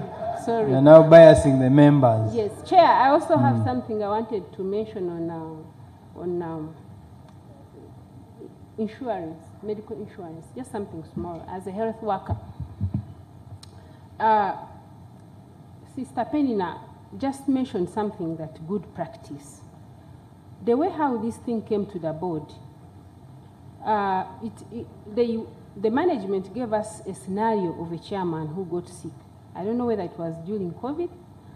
And I want to tell you members that the bills for most of the hospitals came to be even up to 50 million. You saw what was happening. And you can imagine if a board member, I know we are not privileged to have that, but you can imagine if someone gets a problem. On this board, we have different, of course, stakeholders. Like we have employers. Maybe they can be better. The other group is the government. You might find they are not even on that insurance. But the workers, I can say, they are vulnerable. So in case really as a board member, I see someone sick and the NSSF cannot even come in. And if it is to come in, if the bill is very big, it means that it will cause a very big problem to the accounting officer. So I really want us to be very considerate. It is not, we followed, I think the corporate secretary is here. She followed what is supposed to be done, and it was taken to the minister, and the minister endorsed it. But it was just a good practice, because it is very... I think what the member was asking, there was a contradiction on what should be the benefits of a board member versus a full-time staff. Now, when you go like to the example of NSSF, we have people like Mr. Agre, Dr. Mujisha, Mr. Patrick Ochailab, who are getting the 10% already from somewhere else. Now you have given them another 10% from NSSF, so they are getting 20% from wherever they are. Contribution to the same person. Now, it's the same with the medical insurance. These are board members. You get medical insurance in NSSF, you are getting it somewhere else. Chair, we were requested that those who cannot, it was not to everybody. That one was very clear by the chair. He said those who cannot, who do not have insurance. It was something to do with those who do not have insurance. And by the way, the board, I want to put it to you, the board is not well remunerated. The board is not. I have been seeing people who have come from the same board, and I know if they are told they were very corrupt and they have eaten money, they would not be like the way they are. Actually, I don't, one time we were doing corporate governance in a summit, and I asked the professor that I was asking about how you can develop the board and how you can remunerate a board. He really told us that management, the way you see them, they cannot work away without governance. When you see management performing, you know that that the governance also is actually working hard. Don't- So when I see what they give us, Don't I see it's misunderstand very us. small. Kindly switch off your microphone. Don't misunderstand us, because I believe everyone, even us members of parliament, the issue is it done within the law? But you also have a right to fight for something you think should be befitting. But the question is it being done within the law? So don't get us wrong, but we have run out of time. You'll have to forgive us. Maybe just clarify on the issue of the formula, because our colleague you left behind was very cooperative. The issue of the computation of the former deputy MD. How did it arrive at 1 billion? Because we are not meeting you again and we are going to make a report. Court ruled in her favor for unfair dismissal to give her 200 million. You appealed not to pay the 200 million. Then you withdrew the case set out of court to give her 1 billion. So explain to us how you came to 1 billion. The second one, the members who left. There's a formula you used to calculate the board members, the two. Explain to us how you arrived at that formula, and you go. It's just that. Thank you very much, Honorable Chair. I think those two questions, Agnes, you can handle them very competently, especially the issue of, because you are in charge of the consideration for the former Deputy MD and so on. So you'll be able to be very quick on that and where we are right now. On the issue of the board members who voluntarily stepped down, again, I think it's standard practice, which you'll be sharing with the members. Over to you, Agnes. Thank you, Chair. Chair and members, the former Deputy Managing Director, Geraldine Sally, sued the fund, the MD at the time, the chairman at the time, the corporation secretary, for unlawful dismissal. That was around 2017. This matter has been on the litigation portfolio since then. We present quarterly reports to the board through the Audit and Risk Committee, where the board then reviews the portfolio and guides on strategy. When it comes to matters to do with especially former staff, the general principle is to try and settle them where possible.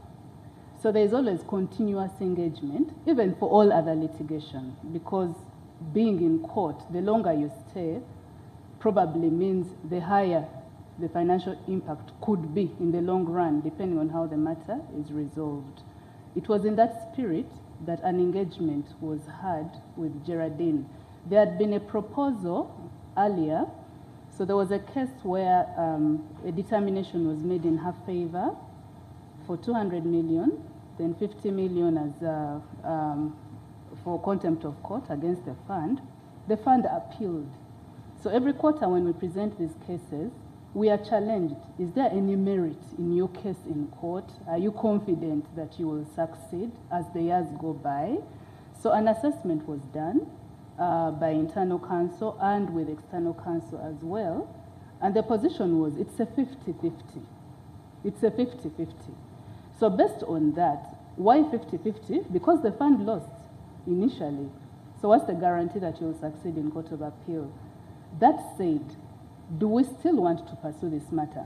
Can we reach out and interest her in some kind of settlement premised on the ruling which was in her favor in the first place? That was the spirit. So a computation done on 200 million plus the 50 contempt of court plus interest accruing to date came up to a figure of about, I think it was like 360 something, yeah? So we reached out to Geraldine with a proposal. Would you be willing to consider this? Yeah. The discussions yielded, when we engaged also with external counsel, the discussion was perhaps she was not in agreement. Could the board consider an ex gratia top-up? Ex gratia, discretional, taking into account the potential loss that could happen eventually if the matter is concluded in her favor, how long will it take, the legal costs, all that. So an offer of around 750 or so was made. I'll get the exact figures to her at that point. So she responded following engagements with her, with the acting managing director. Now what you are going to do, put all these in writing because we are with you tomorrow. Yes, Chair. The two issues, you put it in writing and you sign these documents and you give us all the supporting documents that informed your decisions on both matters. Most obliged, yeah. Okay, but for the record, there is no board resolution for 1 billion, for the record. Yeah, but we'll bring the documentation. Because for you, your decision is binding on the NSSF. Yes. You are the corporation secretary. Yes. For you to agree to set out and pay 1 billion, your decision is binding on the entire NSSF.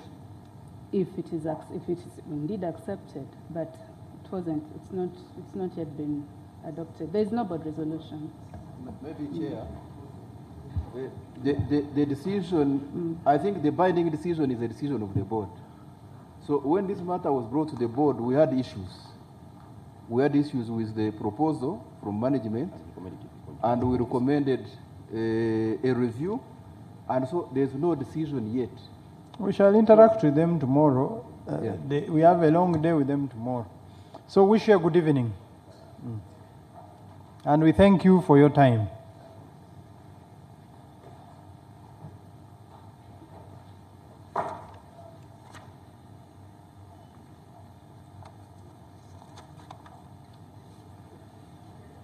Institute of Corporate Governance. Can we have the AC off? I don't know. It is really too much.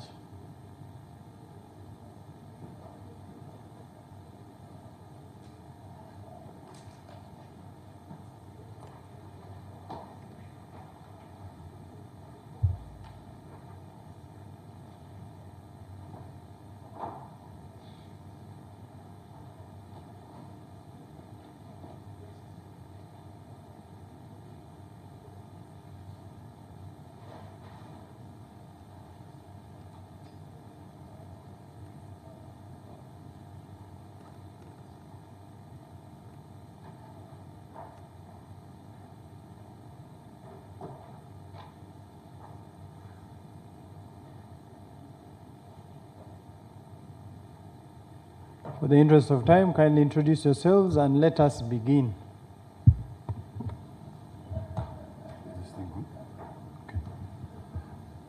Good evening, Chairman and members of the committee. My name is Geoffrey Kihuguru. I'm the Vice President of the Institute of Corporate Governance of Uganda. I've been accompanied by Mr. Timothy Amanya, who is Secretary to the Council, and Mr. Dison Okumu, who is the CEO. I bring apologies from our President, Mr. Michael Mugabi, who is unavailable and who would have been here. Okay. Do you have, can you give us a copy of, do all the members have a copy of your presentation? Do you have copies for members? We have copies.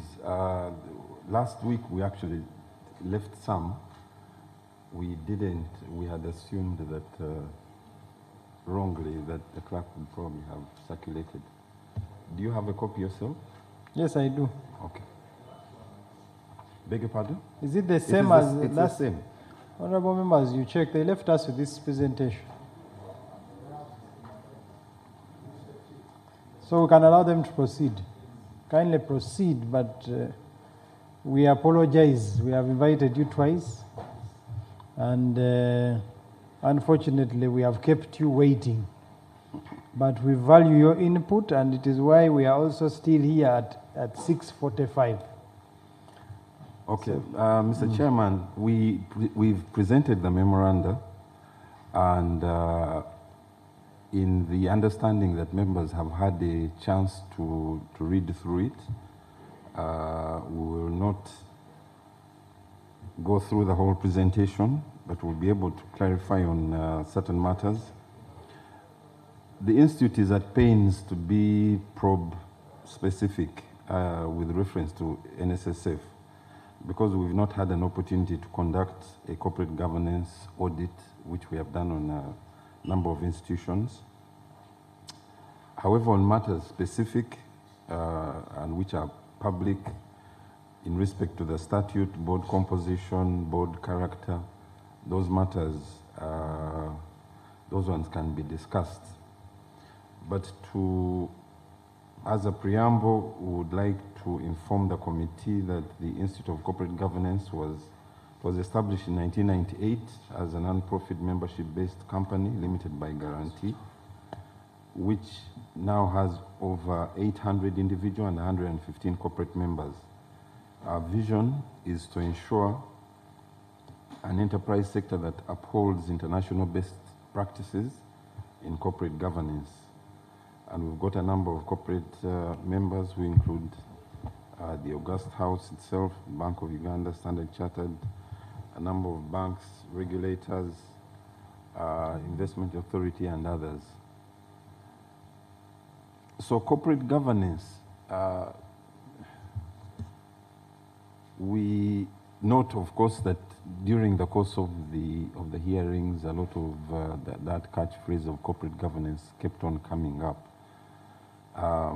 So the problem always is, what is good corporate governance? What is it that should be followed? And we just wanted to touch on a number of issues as far as NSSF is concerned, purely from the Act, the NSSF Act, the amendments, and what it is that is public. The number one thing that I wanted to comment on was the dual reporting. It's supervised by both the Ministry of Labour, Gender and Social Development, and that of Finance, Planning and Economic Development. Dual reporting is sometimes referred to as a matrix organization structure, which has got its own disadvantages, as I'm sure you might have, I don't know, you might have surmised during the interactions with different stakeholders. The disadvantages are conflicting instructions, which are most likely to occur, hence confusing implementation strategies for the organization, and also decision-making being delayed because several harmonization meetings are usually required to arrive at a decision. It's therefore advisable from a corporate governance approach that a hierarchical reporting structure with clear and a single chain of command should be adopted. Now, as far as composition of boards is concerned, there are two main types of boards. We've got an advisory board, which analyzes issues but gives recommendations to another authority to take the final decision. And then you've got a governing board, which is the supreme decision-making body of the organization with the final say on policies and decisions. Before the amendment to the Act, the NSSF board was actually a properly constituted governing board, which then changed now to an advisory board. In our opinion, we think that it should revert to a fully fledged governing body appointed by the minister in consultation with the relevant stakeholders. Then there's also the issue of the election of members on the board by simple majority vote by constituencies, which may not suffice in ensuring appropriate balance of knowledge, skills, experience, diversity, and independence, which are the things that are normally used when you're selecting board members. But in this case, constituencies will give you what it is that they have decided, and that is what it is that will be taken. The third thing wanted to, which also I've just commented on, the diversity of the board and nomination election of members to the board. We have a King 4 report in corporate governance, which we normally refer to, which emphasizes that a governing board should comprise the appropriate balance, that is Principle 7, appropriate balance of knowledge, skills, experience, diversity and independence for it to discharge its governance role and responsibilities objectively and effectively. The composition of the board, as listed in Section 3.1 of the Amendment Act, appears to tie the hands of the appointing authority, as several of them, 2/3 of the board, are elected by their constituencies without regard to the best corporate governance basics stated above.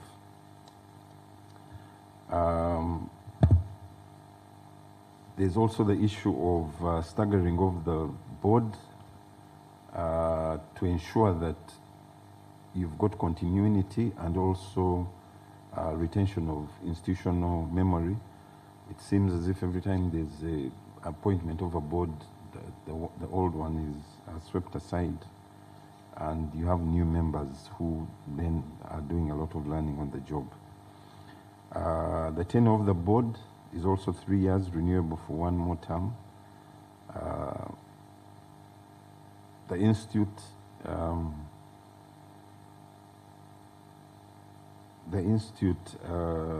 thinks that this is too short to achieve its strategic goals, which is normally set for 5 years. And best practices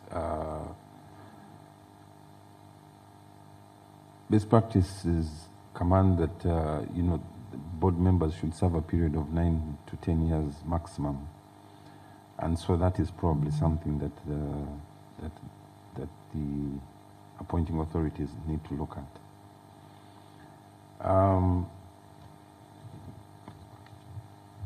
We also wanted to comment on the remuneration of non-executive directors. There are no standard rates for remuneration for non-executive board members, but according to the OECD corporate governance principles, it's regarded as good practice for boards to develop and disclose a remuneration policy statement covering board members and key executives.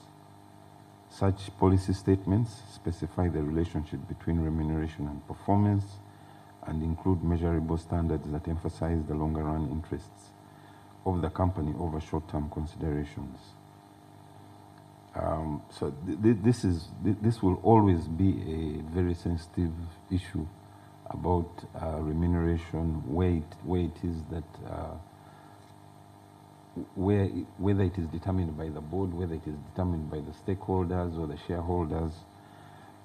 So that one is touchy, and getting a resolution on it can be it will take a very long time. Lastly, Mr. Chairman and members, I would like to comment on and bring to your attention the issue of the ICGU bill. In 2019, April, the Honorable Cecilia Timogwal, the MP Dokolo Women, moved a motion on the floor seeking leave of Parliament to process the Institute of Corporate Governance of Uganda bill as a private member's bill. Unfortunately, she was not given leave to do that. It is our appeal that this bill is resurrected and enacted to enable the Institute to offer the required advice on matters of corporate governance to government and the private sector alike with legal authority.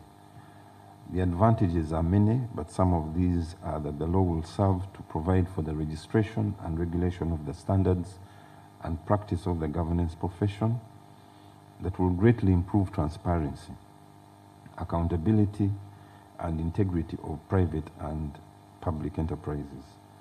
The law will further provide for the registration and regulation of persons appointed on boards, as well as the management of board affairs. It will require the Institute to issue certificates of registration to its members annually as a form of quality assurance to the public bodies, entities, enterprises, and companies on whose boards its members are to be appointed. And the country currently needs an independent body that oversees appointment of board members for public bodies, entities, enterprises, and companies. And all companies would then need to be inculcated in the corporate governance ideals which would enable the country to leverage its resources for investor funding on an international level. A copy of that bill was also handed over last week. and we hope that it will gain traction and be able to move. Finally, this is not part of our presentation, Mr. Chairman, but the issue I think which has been also discussed a lot as far as NSSF is concerned is the question of COF2 and NOTU. There's a lot of talk of workers' representations on the board.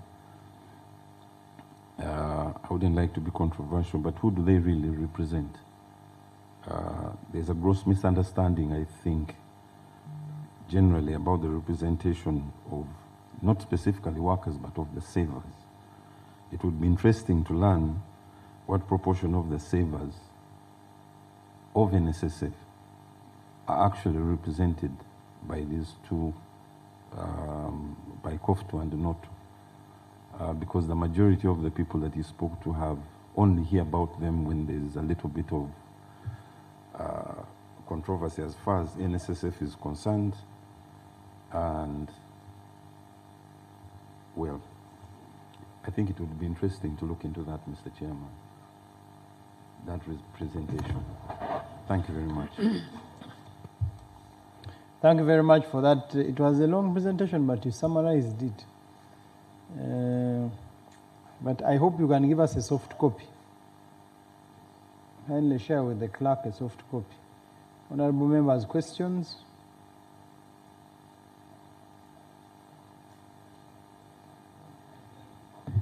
Chair, maybe if he could perhaps clarify on that final point, because it's quite interesting. How do you propose, in your view and field of expertise, how do you propose it is done by the workers' representatives, how they are got?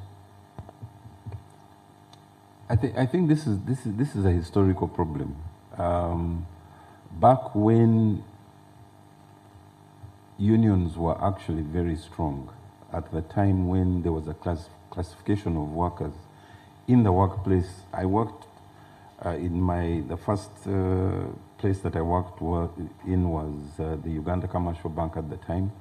We had unionized staff, and then you had non-unionized staff. The unionized staff were represented very ably by the unions at the time. They used to negotiate for their salaries, their bonuses on an annual basis. With time, what it is that happened, because maybe of the issues, employers probably became stronger and started sidelining the union. You will not find in any place of any employment place now a categorization of unionized staff. It is just staff. But then Honorable Bakabulindi has more history, I'm sure, on this. So I'm talking purely from a layman's. But one thing is that everybody contributes to NSSF. Definitely, I am almost sure about this. If there's going to be representation of savers on the board, then there has got to be a way in which the majority of the savers are aware. Because I don't even know whether the unions, the membership, but I stand to be informed. I don't know whether they have, how many members is it that they have? I'm throwing that back. That is very important. We should need to look at it. Honorable Gaffa and Honorable Baka, since he has been touched. Chair, my clarification was actually also related to the same. The point they are making is very interesting and very important. But I'm wondering how they could help us, because even in our recommendations, it would really come out.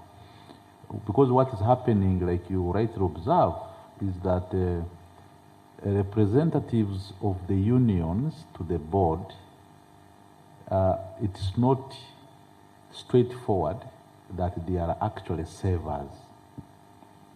Because within the union, the membership is of both savers with the fund and non-savers, including civil servants. So the proposal you are bringing, and it makes a very good sense, at one point, by the way, we may end up with representatives of the workers on the NSSF board who are actually not savers with the fund. And in the way they deliberate and make decisions, their interests may not really match with the interest of the savers, because after all, they are not savers.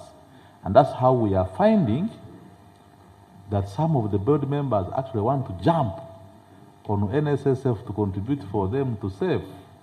So in terms of how it is operationalized, because the nomination is done by the unions, would it be in the form of regulations by the minister? Would it be how? You need to also give us some more high insights on that. Let Honorable Baka ask the last and we get a response. Chairman, I'm in a position, I don't know if mine is a question. I agree with him when he was working in Uganda Commercial Bank. You know, one thing he did not bring out, I don't want to be looked as if I'm representing now workers here, I'm on select committee, is that during that period, the biggest employer was government, right? And now the biggest employer is the private sector. Secondly, during the earlier formation of unions, including mine, where I'm on the national chairman of Beverage Union, those who were working in industries alone were the ones to join the union. Those who are working in government were not joining the unions. But now we have allowed, including the informal sector. Now, when you come to representation, it's a tricky one, in the sense that if you are to see, let's consult all who are the savers, it has an impact of even representation in parliament, on youth, on workers, and people with disability. There are structures which they follow to come to the final stage of elections. If you are to look at it, that who are the youth in Uganda to be the one to elect, for instance, in parliament, you may lose the track. But you go for the organized structures, as the statutes are telling.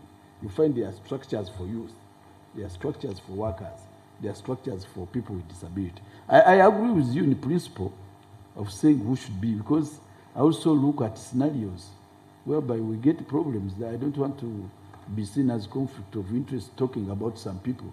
But where cases in NSSF, people have stepped there and they have never contributed to NSSF. And I think maybe in the new regulations, you can say one of the criteria before you bring somebody must have been a contributor. It makes more sense. I think there's something to be done, but since I'm an interested party, I can't go beyond that. Okay. Yes. Honorable Kakembo.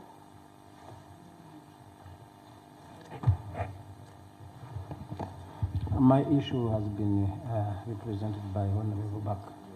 Okay. Kindly respond. Mr. Chairman, you know, the NSSF Act also took a very long time. The amendments which have been done took a very long time. And unpacking that, there's definitely need for a further amendment. It is something that we probably need to, we can give suggestions as to what, to ensure that representation is there. I think there's also a problem. Again, it's a corporate governance thing, that if you have an act where there should be interest groups, then again there you are unpacking that, because there will be a lot of pushback, definitely.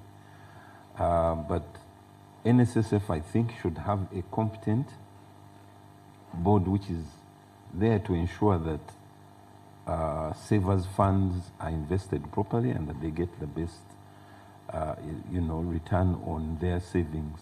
That should be the focus as far as capability is concerned and so on. But when we go into these things of representation, we will submit something, a proposal of how it can be. It might be a little bit radical, but we will give some.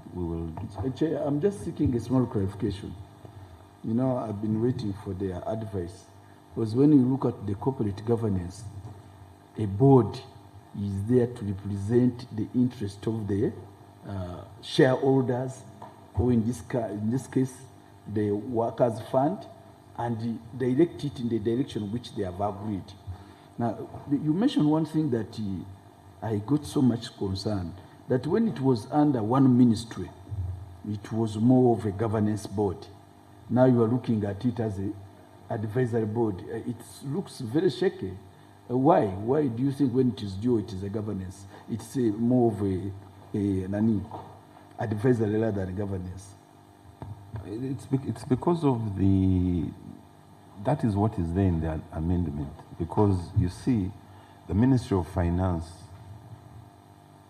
is responsible for certain features of the fund.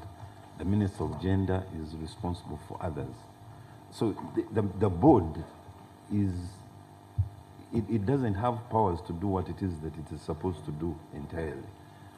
So by definition, it is an advisory board, which was not the case before the amendment, because before the amendment, it was very clear. The ministry, the reporting line was very clear. But as you can see, they report to gender, they report to finance. So it is a bit complicated. Okay.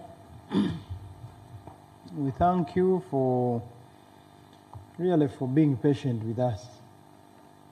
And like I said earlier, we apologize. But we value your input, and we hope we can interact with you even on committee reports. And we shall be inviting you. Now that we know your input and your willingness to give the input, someone else would have probably given up or taken it the wrong way. But we thank you and wish you a good evening. Thank you very much, Mr. Chairman, members. We have an in-house to agree on how we are going to proceed tomorrow. Kindly move closer.